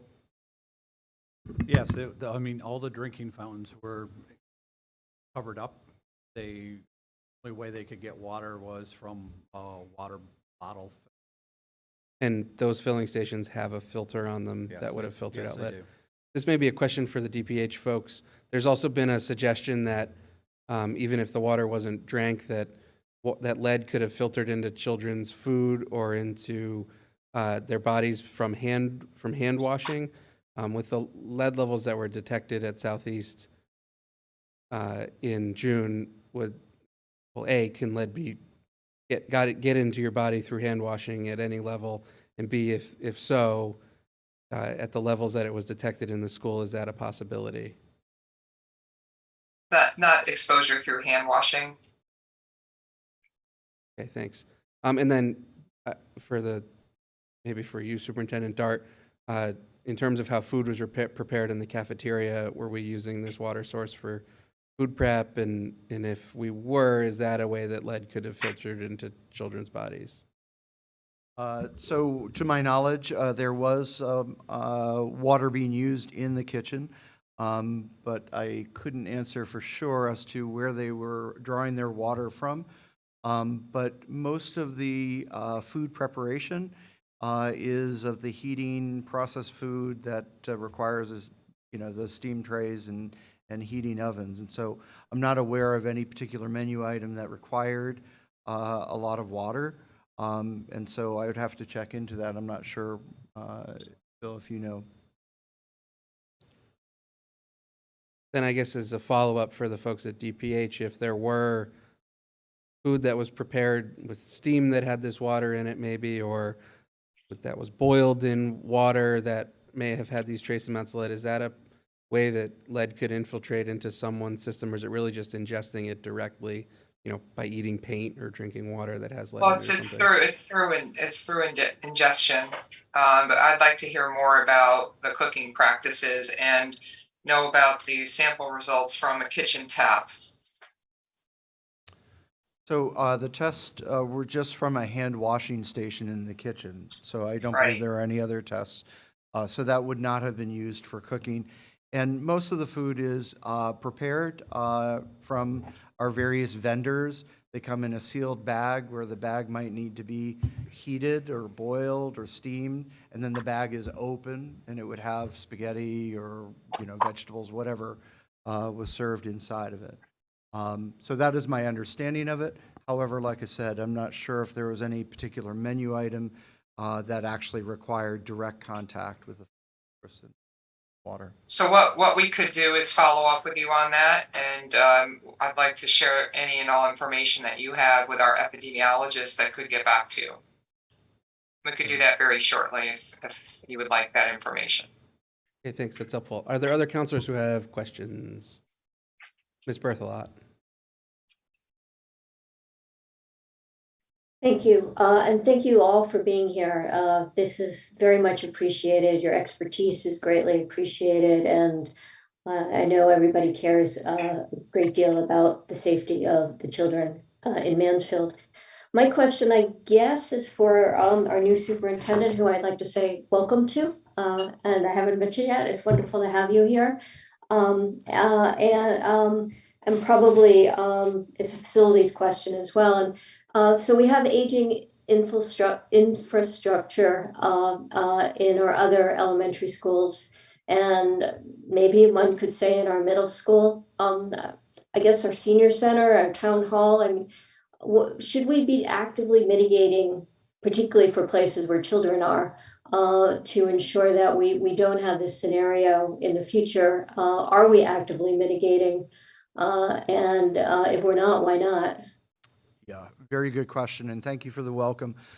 So at the Vinton and Goodwin site, we are moving forward with providing bottled water, and the filtration station will continue to make sure that the typical water fountains are disabled, and we will continue to mitigate that, including any additional information that would affect food prep, food service, and cleanup. Again, we want to do anything that's necessary to ensure that our students are safe. That is not to say necessarily that there is a lead problem at Vinton and Goodwin. We know that those waters are being measured. There have been hits in the past, and we've worked diligently to mitigate that through various measures. But just to answer your question again, opening of school is going to be paramount to make sure that there's full confidence that we're providing drinking water that is safe, and that we're not utilizing the sinks or the well water for direct water consumption. Thank you. Other questions? Oh, go ahead. Ben, if I may, just how about our other buildings? I mean, should we be more broadly concerned with Town Hall or the Senior Center?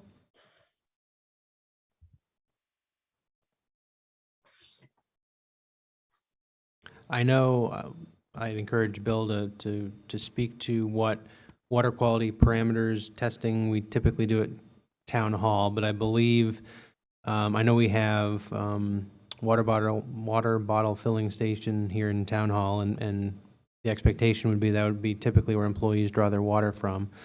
I believe, though, the frequency of the water testing at Town Hall is pretty frequent, and so I guess I would defer to facilities to speak to what the frequency of that is and what parameters are being evaluated.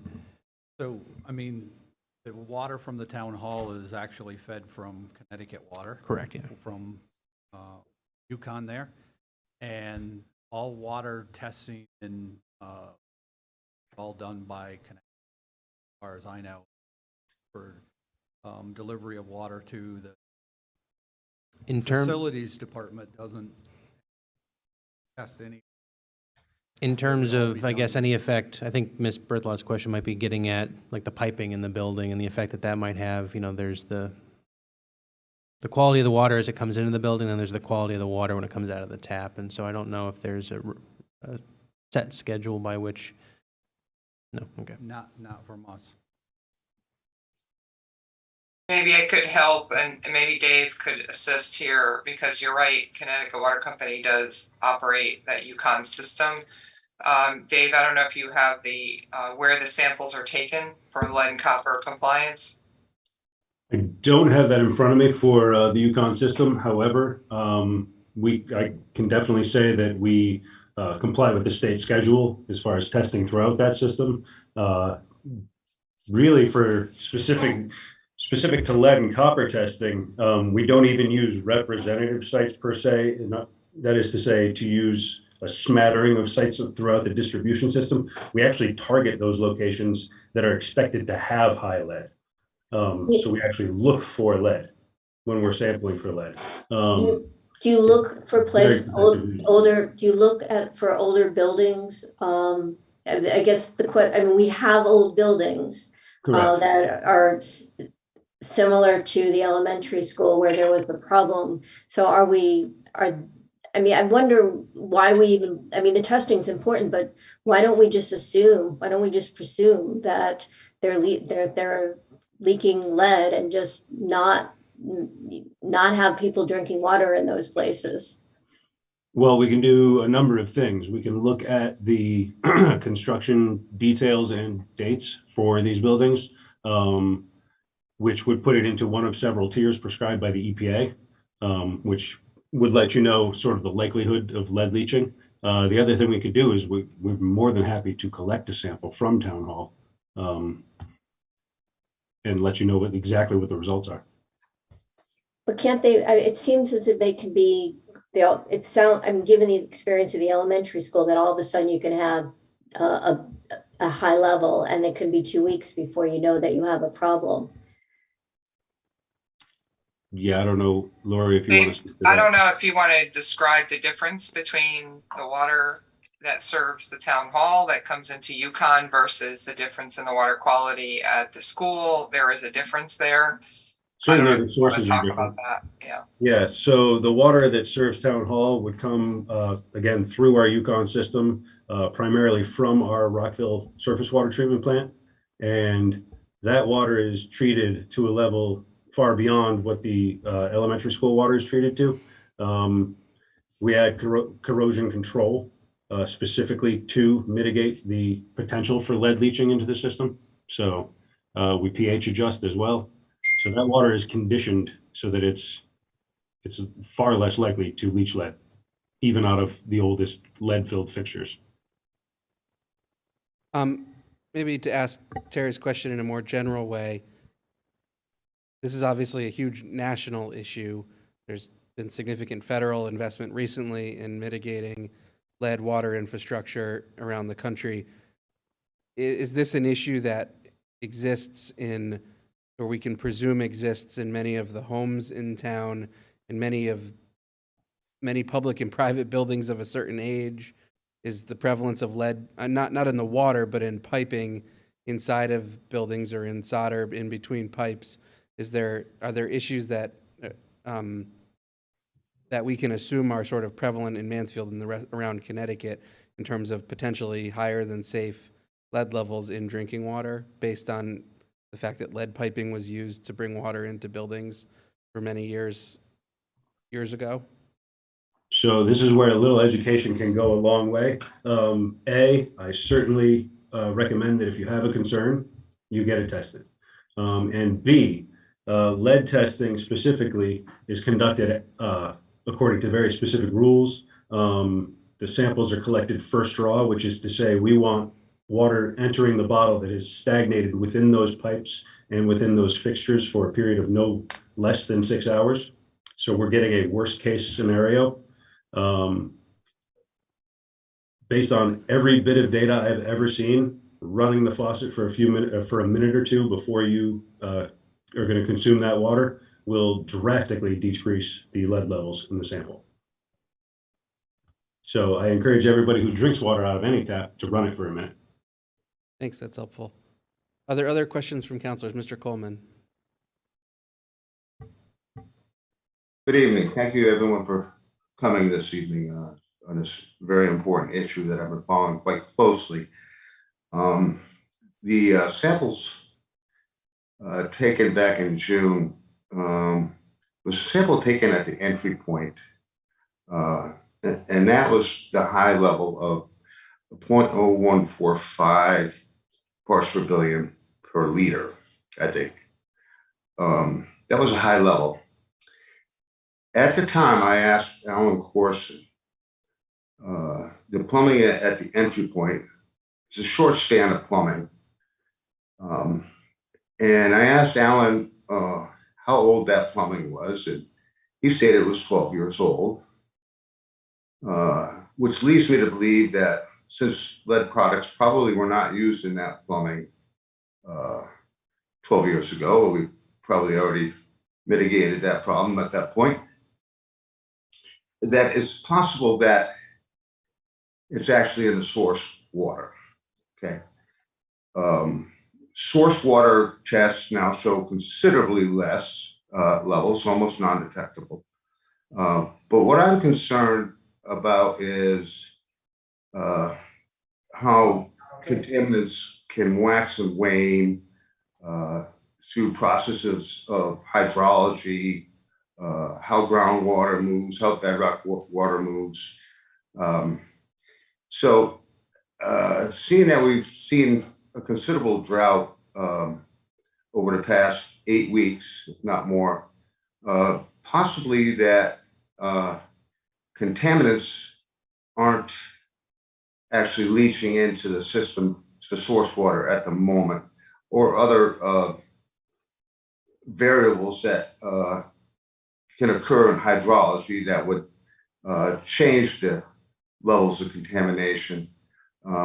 We had 2 original wells there that seem to have showed VOCs in them over time. They seem to come and go. It's my understanding that the town abandoned those 2 wells because of the VOCs and drilled 2 new wells.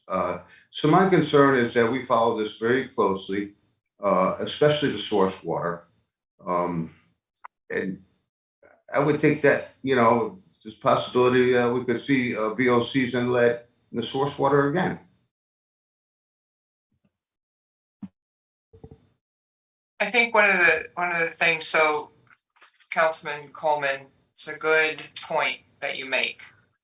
Some of the suggestions I have, and we've talked about with Mandy, and Mandy will be your point of contact so that we can come back at any time.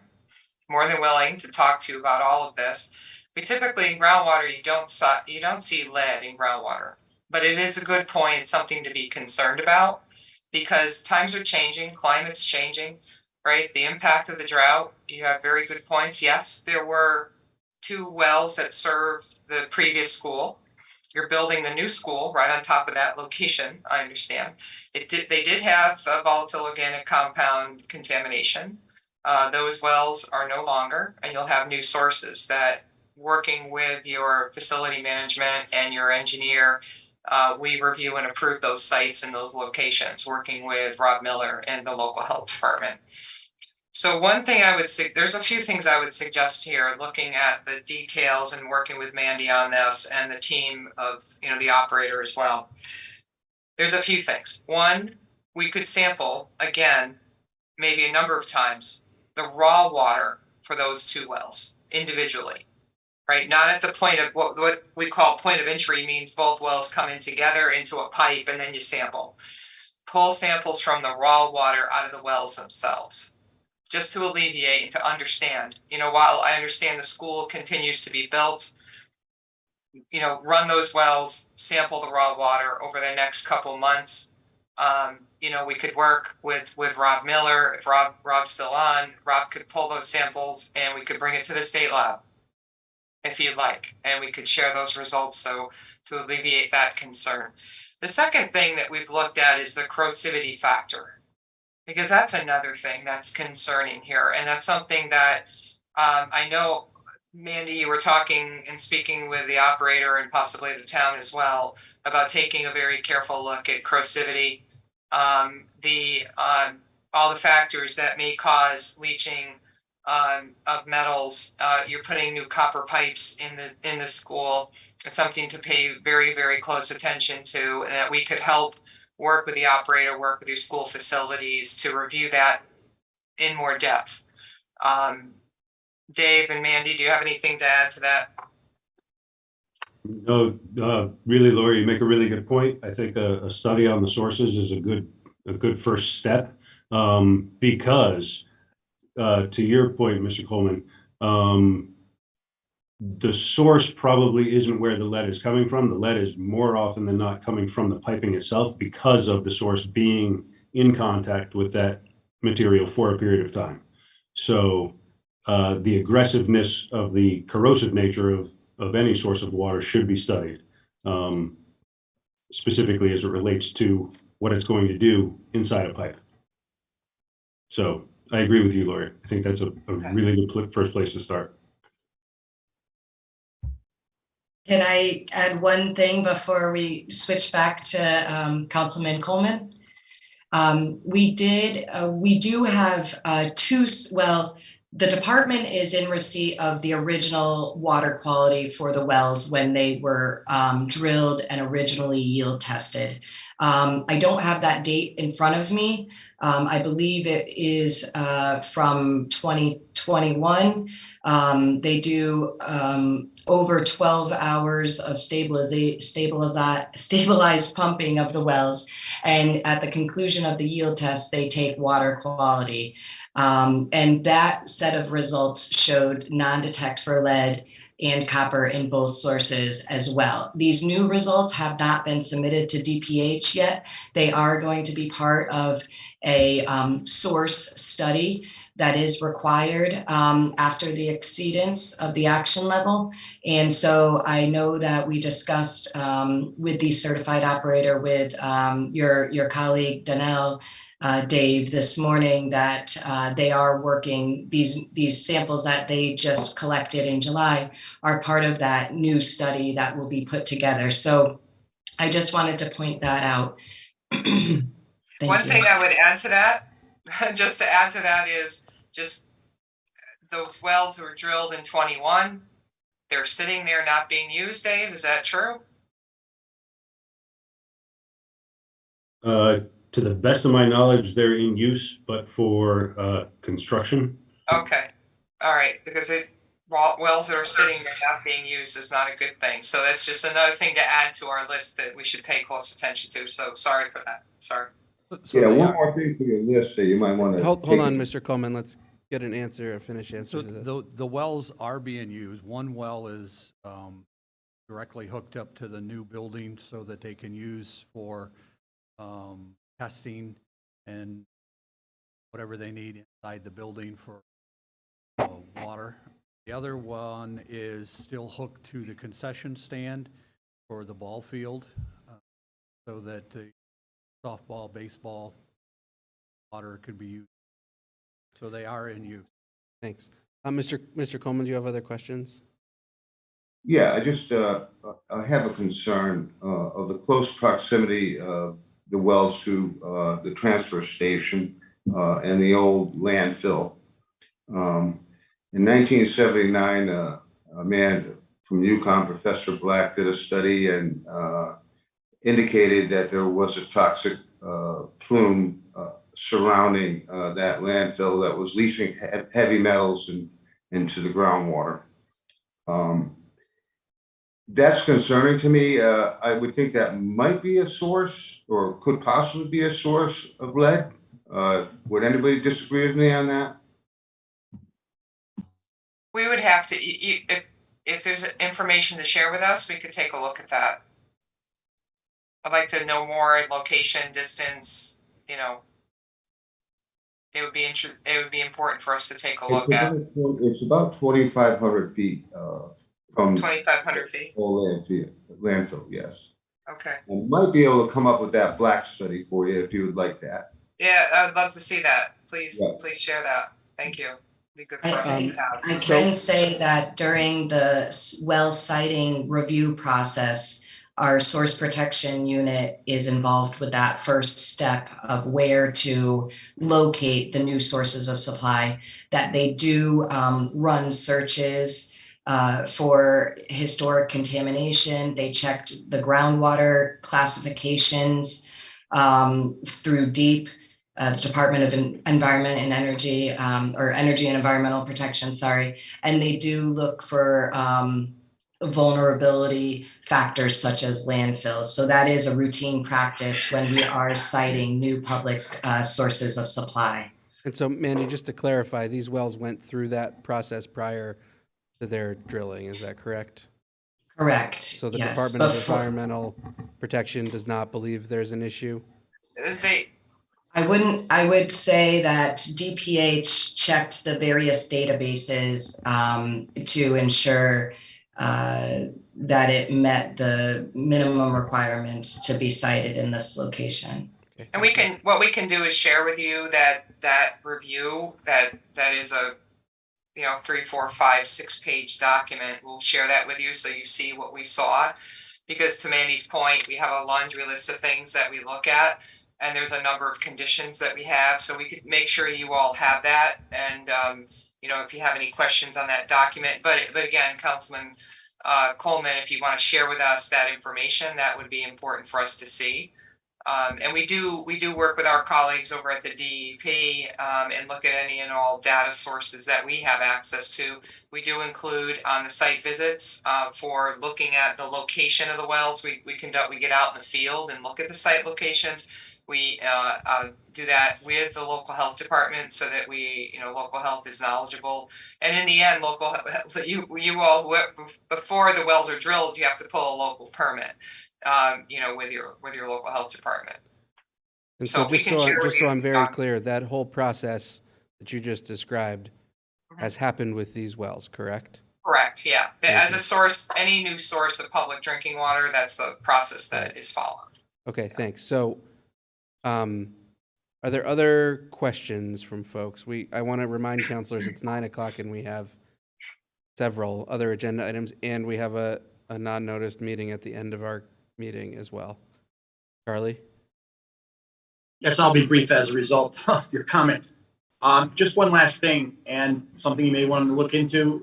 Charlie Vittich had done a study way back when, and he had a consideration or a concern of a plume or leachate coming out of the Mansfield town dump, and its direction coming out through the Fenton and the Mount Hope and coming into the area of Southeast School. So that's something else you want to look into. Just to clarify, that dump's been decommissioned for most of my lifetime. I don't know if there's town staff here who are available who have the history to talk about it, but with respect to Professor Vittich and Professor Black and their various studies, has the town done everything properly to ensure that the landfill that we have on Route 89 is properly capped and sealed, and that to the town's best, that anyone's on the call's best knowledge, there's no issues with leaching out of that site? The landfill has been decommissioned. It's been capped. I know Derek Delay, as part of a previous conversation, pulled, I'm going to call it the decommissioning report. That might go by a different name, but there was a narrative about the methods that were done to complete it, to cap it. Certainly in the time, and I struggle to remember the year in which it was capped. It was obviously contained in the report, but like anything, I suspect industry best practices or best standards for how capping is done may have evolved over time, and so the way it was capped might not be the way they cap landfills today. But Derek, if you're listening to the conversation, if you're there and you have more pieces of information about how that landfill is capped, feel free to fill in any gaps. But I know that there was an official decommissioning report for that, and it was shared previously. And if most of these landfills that are capped have monitoring wells, possibly, to see if there is a plume that is migrating. So if there's any and all information. Yeah, I know that there is ongoing monitoring. Again, I'm not a subject matter expert there. Perhaps Mr. Miller could speak to that, but I'm sure we're adhering closely to all the state requirements. Okay. Thanks. Charlie, do you have a follow-up? Yes, just briefly.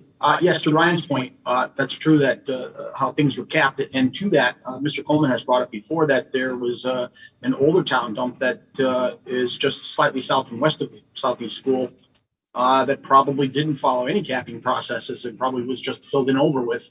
And I guess that is his concern of where the location or origins of a plume could occur. So something also to think about. Thanks, Charlie. So just to, Derek is here now. Derek, My apologies. No, so regarding the landfill cap, it was capped some years ago, probably in 2008. We've been quarterly monitoring it since the early 80s before it was capped and while it was still active. So we have considerable data there. We've been continuing to monitor it. We really don't get too much deviation. Sometimes we see lead, sometimes we don't. Sometimes we see other materials as well, but it's pretty consistently pretty low. But we can definitely share that data. And it was capped with a low permeability liner. I want to say 2008, 2009, somewhere in that vicinity, probably even a little earlier. But yeah, we're glad to share any information if needed. Thank you. Is there anything else before we move on? If not, thank you all for being here tonight. Thanks to the state folks and Dave for taking the time this evening. And if there is more to come, there will be more information shared and more to come, but it sounds like the town is actively doing everything it should be doing and that the state is actively doing everything that it should be doing. And if anything presents itself as unsafe to our kids, that there are plans in place to make sure that they aren't exposed and that doesn't happen to begin with. So I'm glad we got this update. And could I suggest one thing, if I might? Before Sure. before the new school opens and water is flowing for the kids, that we might come back and answer your questions before the school opens. Yeah, that would be And, great. Thank you. If you would like to have us back, because to all of your points, this is super important for the kids and for everyone, parents. These questions are something that we're more than willing to come back and talk to towns about, especially town councils like yourself. So appreciate the time and your interest in all of this. Thank you. Thanks for being here. We will move on to our next agenda item, and folks are welcome to take the rest of the night off. And that is our official welcome to Mr. Dart, the new superintendent. And Can't get Kathy to join me. Kathy Ward, our chair of Board of Ed, is in the audience, but she's going to let Peter take this by himself. Yeah, so I will be brief. Not too Tonight's brief, I have to step agenda is just a great example of your support and dedication to our community, our families, students, and staff. Thank you. I see quite a few touch points in your agenda with regards to our school and our district, and again, gratitude for your service. I think most importantly, I just want to share with you on the 6th week of my employment that I'm excited to lead this district as a lead learner. We are a district with great vision that we really think about supporting the whole child, knowing our students and ensuring deep learning, and we have a pretty robust 6-point core belief document that really starts with leading for equity and is bookended by growing educators. It is a document that captures the essence of Mansfield and really is talked about throughout the state as being just a very forward-thinking document that guides our work. I'm in the entry plan stage, and so I would invite any of the council members, if appropriate and with permission from the mayor and deputy mayor, I would love to have one-on-ones. And so I think my job right now is to listen, to learn, to contextualize the work, to ensure that Mansfield Public Schools is aligned to the best interests of our town and our families. And I just gain a lot. I know I've met with many of the Board of Education members, and it's important for me to hear hopes and dreams of what you want for our town and certainly for our school district. I'm going to cut to the chase to the two big projects that we have in town, the Mansfield Middle School roof. I'm excited that within a month or two, we're going to energize the photovoltaic panels and wrap that project up with success. That's a great move that really is a nod to sustainability and really will put us in good shape. And then, of course, Mansfield Elementary School. My core job is to make sure we are ready for students, regardless where we are. So school is more than just a building. And our focus is on high quality programs, and we will have a very successful opening And we are not going to be distracted by the Mansfield Elementary School project because the wait will be worth it. And when the time comes, we will be happy to move in.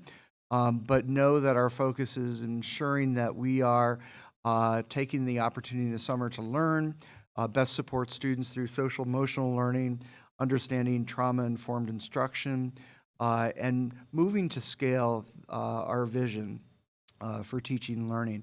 And so I just want you to know that I met with the building committee chair, and I really wanted him to hear this loud and clear, that there is no pressure coming from the superintendent to speed the project up with regards to any quality issue, whether it be aesthetics or concern of construction.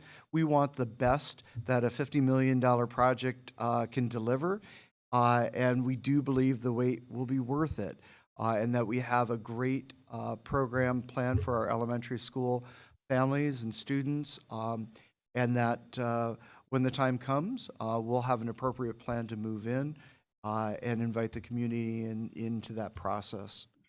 So again, just wanted to share my gratitude, invitation not only to meet one-on-one, but attend Convocation, which is our celebration of the start of the academic year. I would love to honor and recognize council members who attend, and that will be August 31st at 8:30. So with that, thank you so much. Thank you for the invitation.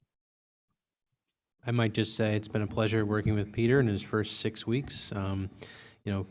Kelly was a phenomenal superintendent, and I certainly enjoyed the year and a half or so I had a chance to work with her. Peter, in a lot of ways, is entrusted with continuing on a really big, bold vision, but clearly, is a leader in his own right and has his own ideas and vision for the future, and really impressed by, what he's bringing to the table in his first 6 weeks, and look forward to working with him in the hopefully many, many years ahead. Thanks, and thanks for being here. Are there any counselors with questions? Mr. Shuren? Just two issues. Welcome, and thank you. Thank you for coming this evening. Two issues related to the pandemic that you hear about nationally. One is students whose learning was impaired during the period of the pandemic. And two, departure of a substantial number of teachers, more than would normally be expected. I don't know if those problems are visiting Mansfield, but if they are, do you have any particular thoughts? Well, absolutely. It is part of a national trend in terms of the attrition of staff. We know that the pandemic presented some challenges that really had a lot of staff members rethink their trajectory, their careers. Many were at the retirement age. In fact, at Goodwin, where I was principal, we celebrated an amazing cohort of educators that had served well over 30 years, some of them almost entirely in the building. So that was a loss for us, right? And we respected that, but we also moved forward. And in terms of your question about learning loss, I frame that not only with learning loss, but opportunity loss, right? We paused many, many programs, but I'm very proud that Mansfield Public Schools had a commitment to engage in-person learning from day one. We were not always successful with that endeavor, as we had to the ebb and flow of various points in time with COVID. But we are very measured in what we do. And so we do understand the complexities of learning loss. We know those students who were impacted. And most importantly, we've aligned our ARP ESSER funds to really do some very creative things that accelerate learning. So, for example, tutors. We've employed some retired teachers and people who are certified but are not looking for full-time employment. They're working with kids outside of the school hours so that they can still enjoy a normal schedule, but also have that additional support. Mr. Coleman? Welcome aboard, Peter, in these challenging times. I got a question.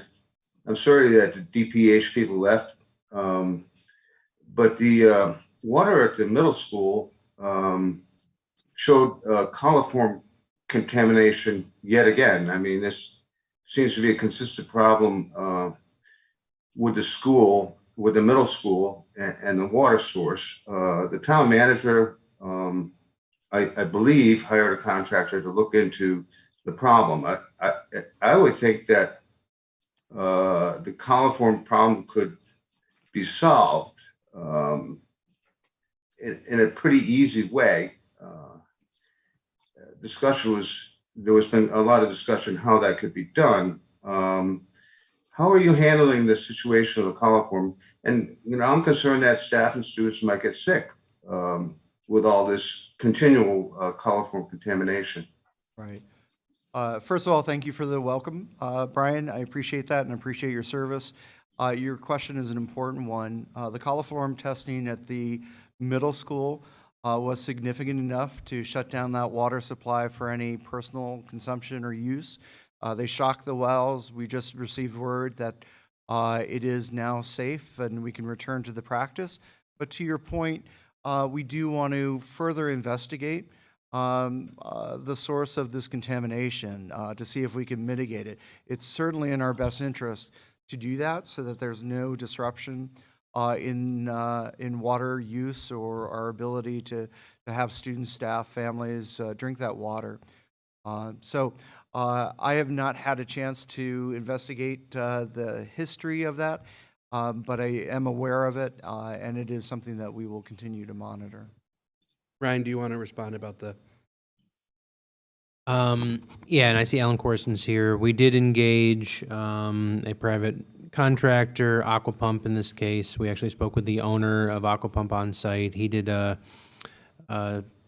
I guess you could say an initial kind of first blush system assessment at the middle school, and subsequent to that, provided a suggested maintenance program, capital improvement program as it relates to our water systems and our facilities division, and I would encourage Alan or invite Alan to speak to this. My understanding is that the lion's share of the preventative maintenance and capital projects that Aquapump proposed that we adhere to or that we implement, we actually are doing, and we may be looking to amplify that a little bit in future capital budgets, capital requests moving forward.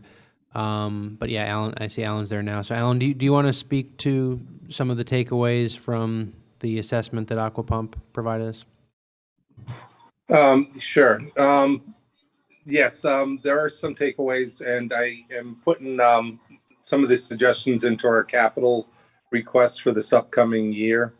We're also still in regards, one of the things that is one of the schools that does have some of the older internal piping that you were talking about earlier.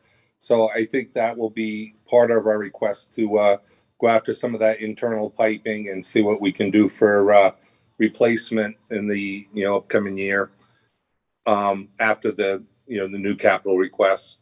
But we definitely, every time that you have these when we have these hits, the state requires us to do a assessment of the system.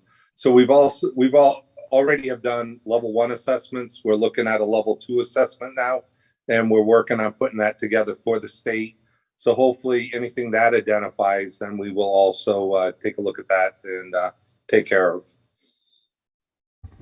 Thanks. Other questions for Superintendent Dart? Mr. Bruder. Welcome, and I'm very glad to hear from various residents and certainly Board of Ed members on how impressed they are with how you've been able to hit the ground running. And I think it helps that you come from such a good school like Goodwin. I had 5 that graduated from there, 2 from Southeast. So, Very good.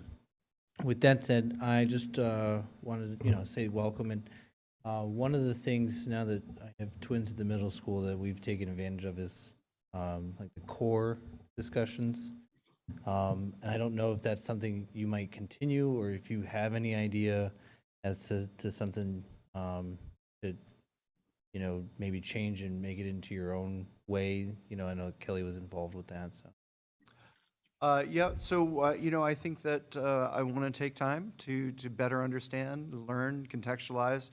I know that my leadership team has been super helpful, and we continue to really explore our next steps and certainly think about our development plan as it evolves.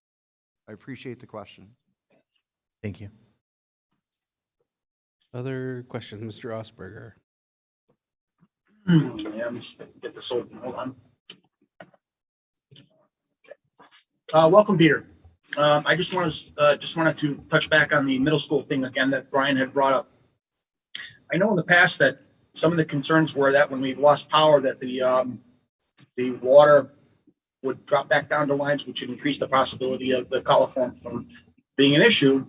And I know that there was some concern or not concern, but there was discussion regarding putting a backflow valve in to prevent that from happening. And I'm curious if that ever happened. And, if not, then perhaps that's why we're in the situation we're in. Also, secondly, Kelly had some issues concerning security around those wells. And I had suggested that perhaps what we needed to do was put a building over it with a locked door. I would think that would probably would cover all of our security issues. And so something for you to consider down the road. But do we know if we had the backflow valve put in? I'll ask Mr. Ellsworth or Mr. Corson to answer, Charlie, but I think, in general, the council's level of engagement on this has been to raise the issue. And it sounds to me, based on Ryan and Alan's answer to the last question, that they've engaged a specialist and are implementing all of the recommendations that specialist made and are perhaps moving on to even further study. So, but in regards to the backflow valve specifically, is there? Yeah, so I'd let Alan speak to this. My understanding is that there was a backflow preventer in place the whole time, but. There is. What happens is when you lose the power to the wells, people open the faucets and the normal flow of the water is out. So it just runs all the water out and the pressure of that water runs out. So it's not anything that you can prevent from not happening because just normal use will run the water out of the building. Thanks. Are there other questions for Superintendent Dart? Thank you. If not, thank you for coming tonight. Thanks for sticking with us. It's a late evening. Great. And welcome. We look forward to seeing you a lot in the future. I appreciate that. Thank you very much. Thanks. The next item on our agenda is implementation plan for Arts Recovery Fund program. Ryan, would you introduce this subject, please? Happy to. One of the items, proposed items for rescue plan funding that the council previously awarded conditional support for, and you'll recall all the conditional support items basically required that staff come back to you with a little more detail on a proposed implementation plan. One of those items was a Arts Recovery Fund program.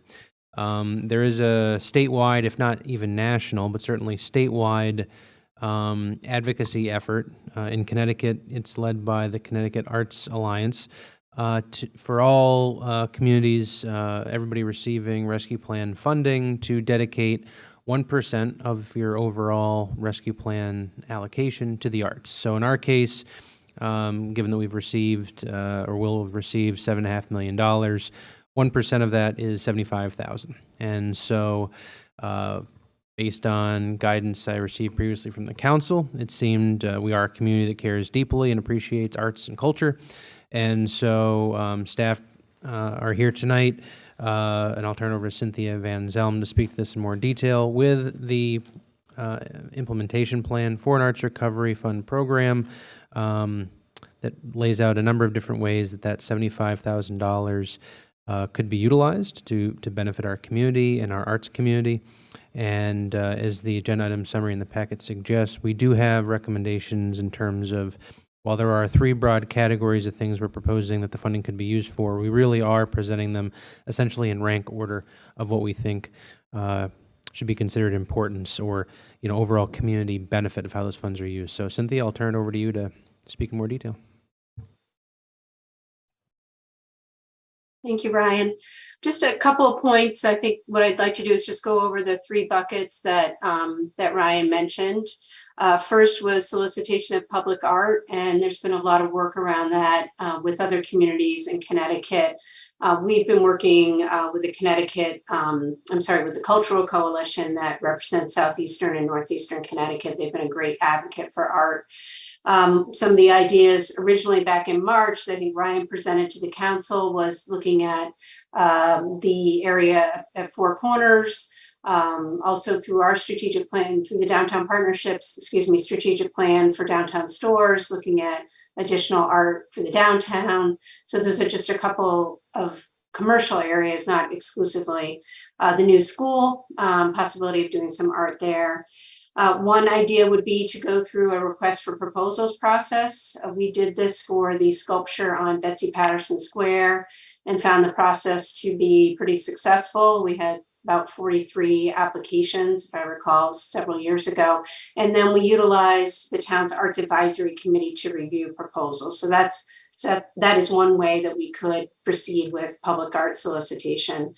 The second piece is outdoor artist/artisan/crafter fair. And there's been quite a bit of discussion on that. I know Councillor Coleman is very interested in that through his position on the Economic Development Commission. The partnership board has also expressed interest in that, potentially on Betsy Patterson Square. One of the things that we have talked about is making sure that we get input from the artists and not do this in a vacuum, so they know exactly what is the most beneficial to them, both from potentially a financial point, promotion point. So I think we'd want to do some research, again, working with the Arts Advisory Committee. And then the Arts Recovery Fund would be similar to the recent Local Business Relief Fund. And that would direct money to local artists and local art organizations. I'm happy to answer any questions. Thanks, and thanks, Ryan. This sounds like a very detailed and great plan. I know we're one of many communities that have dedicated 1% of their ARPA funds to the arts, and it sounds like what we're proposing to do is mostly in line with other issues. And I remember the talk of the craft fair from my days on the Economic Development Commission. It would be awesome to have one of those Christmas bazaars or whatever in Mansfield coming up so that people can do their shopping in and around our local businesses. Are there any questions, or is there a motion? Charlie?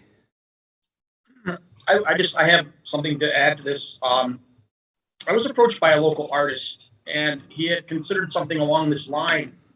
And so I'm glad to see this has come forward. But his concept was something of a different nature, such that we would have a wall, either somewhere behind the community center or even perhaps downtown, where local artists could get together, submit a design that they would like to paint on this wall, and it would have to be approved. And then they would paint it, and then it would be up for a decided period of time, and then eventually changed. And it would be an outlet for perhaps young or burdening artists that decided that they would rather test out their skills or whatever. And the idea would be certainly that it would promote the arts, but also prevent, let's say, graffiti from happening somewhere in town. It'd be an outlet for the younger people to have a place to be able to design something. And I was just curious if something like that would fit into what we're discussing here. And if that's the case, I would bring that artist forward, and we can all sit down and hash out this part of this project. Charlie, are you referring to number 1, solicitation of public art?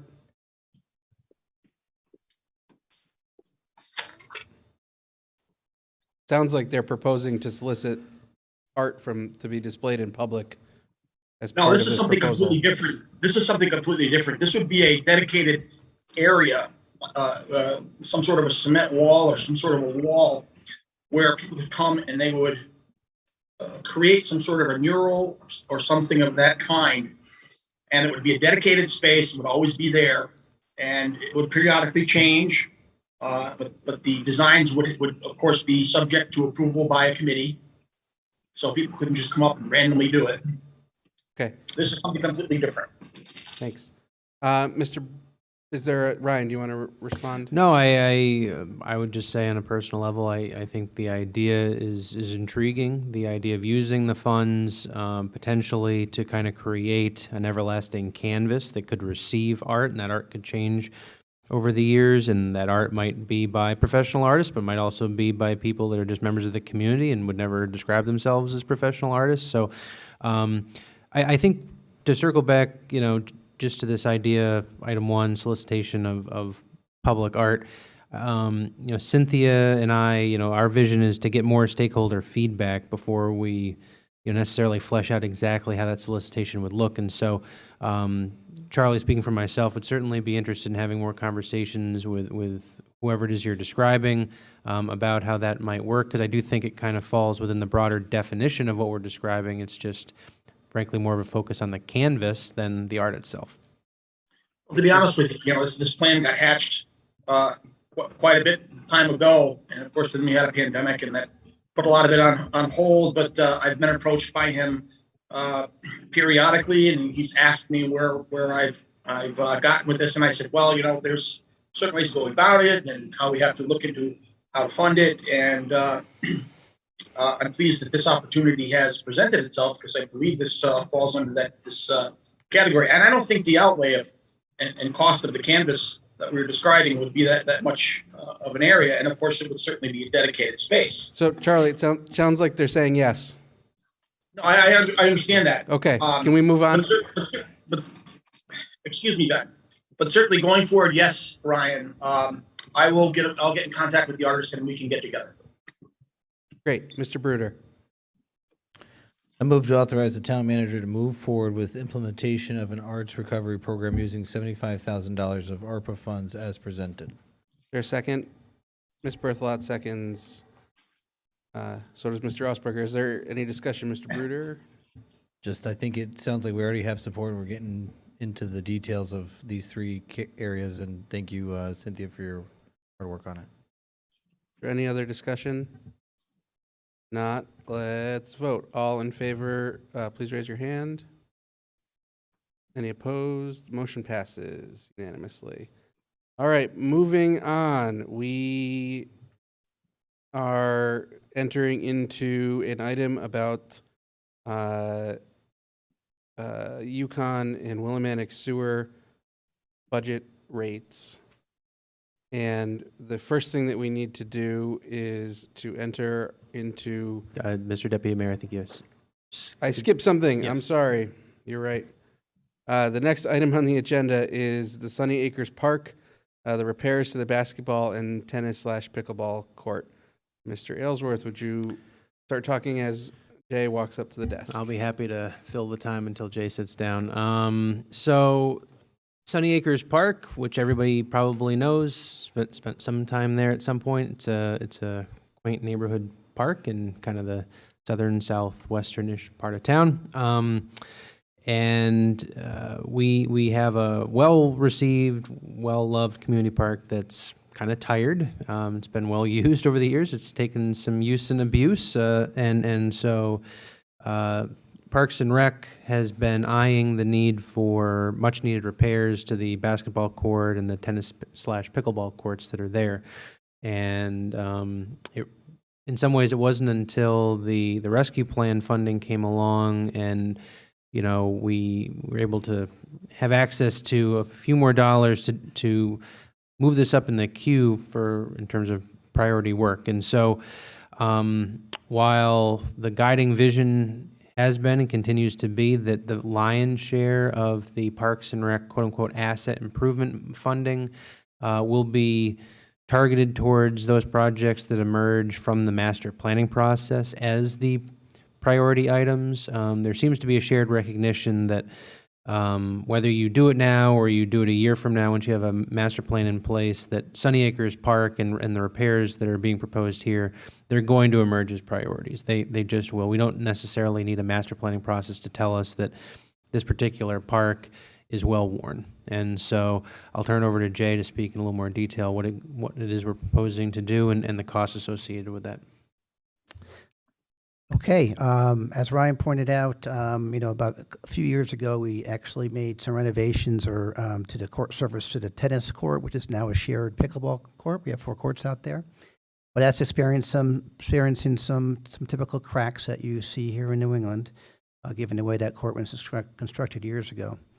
But in addition to that court surface, as Ryan had, I think I mentioned, we have always had an eye on having repairs to that basketball court.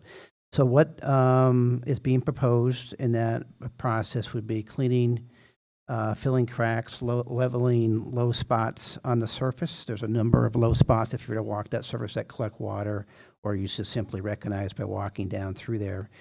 There's a color coating that would be put on there. It's a textured paint, striping, of course, and also brand new modernized, basketball posts, sort of the glass backboard type. And those posts and backboards and rims would be replaced as part of this project. So you're looking at a good overhaul of the basketball court and then some maintenance type repairs, I would call them, on the pickleball / tennis court. And that total cost is in there. We put in the cost of the estimate came in everything around $32,000, and we're just factoring a slight cushion. Occasionally, when they're doing this work, they'll come across something as they're cleaning the surface that might become loose that they didn't anticipate, and it may be an additional expense that we may incur. So, Are there any questions? I have one, just that we've authorized this plan and set aside a substantial amount of money to implement the plan one way or another. And so before we chip away at, albeit a fairly small portion of those dollars, and I'm assuming the plan is underway, are we anticipating coming out of that plan with recommendations to spend like a lot more than $750,000, such that we'll kick ourselves for chipping away before the plan is done? Or are we expecting the plan to include a number of small maintenance items like this and some other things, but that this might be very well something that we would do as a result of the plan? Just wanted to make sure we're not putting the cart before the horse. So as I kind of said in the intro, I don't want to presuppose any outcomes with a plan. I mean, that's why you go through a thoughtful planning process. If you have a predetermined outcome, it's a disingenuous effort, obviously, and so we'll very much have eyes and ears wide open, working with a consultant, doing community engagement, and really trying to listen to what our community wants to see happen. That said, I do think this is a heavily frequented park. As somebody whose own children have been down there, playing Little League and seeing the amount of pressure that the courts get, it's definitely in high demand, and I would be shocked if we went through a planning process and one of the conclusions that came out of that wasn't that the work that's proposed here would be bubbling to the surface as a sort of high impact, relatively low cost project. I think, $35,000, that's nothing to sneeze at in the grand scheme of things. By comparison to a lot of the things that we invest in as a town, it's not an inordinate amount of money, but I think it'll have a tremendous impact for the user group. Thanks. Other questions? Well, if there aren't any, there's a motion. Harry.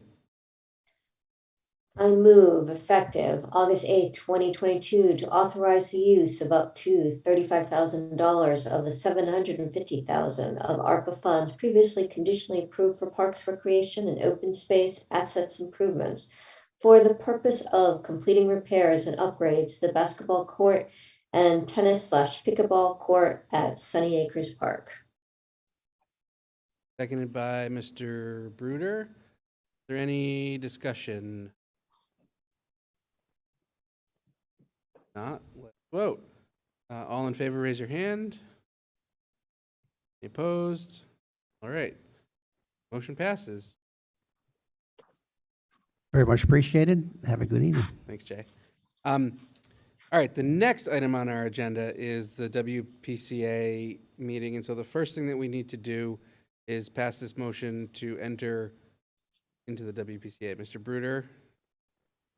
I move that the council recess as the town council and convene as the Mansfield Water Pollution Control Authority. Their second? They're sure in multiple seconds. there any discussion? All right, all in favor, raise your hand. Okay, we are the Water Pollution Control Authority. Mr. Ellsworth, would you introduce this item, please? Absolutely. I believe Mr. Carrington and Mr. Delay are here as well. Basically, when we developed the FY 22-23 budget, some rate changes were anticipated in order to fund the operating budgets of both sewer funds. As you know, we have two different sewer funds, two different sewer service areas.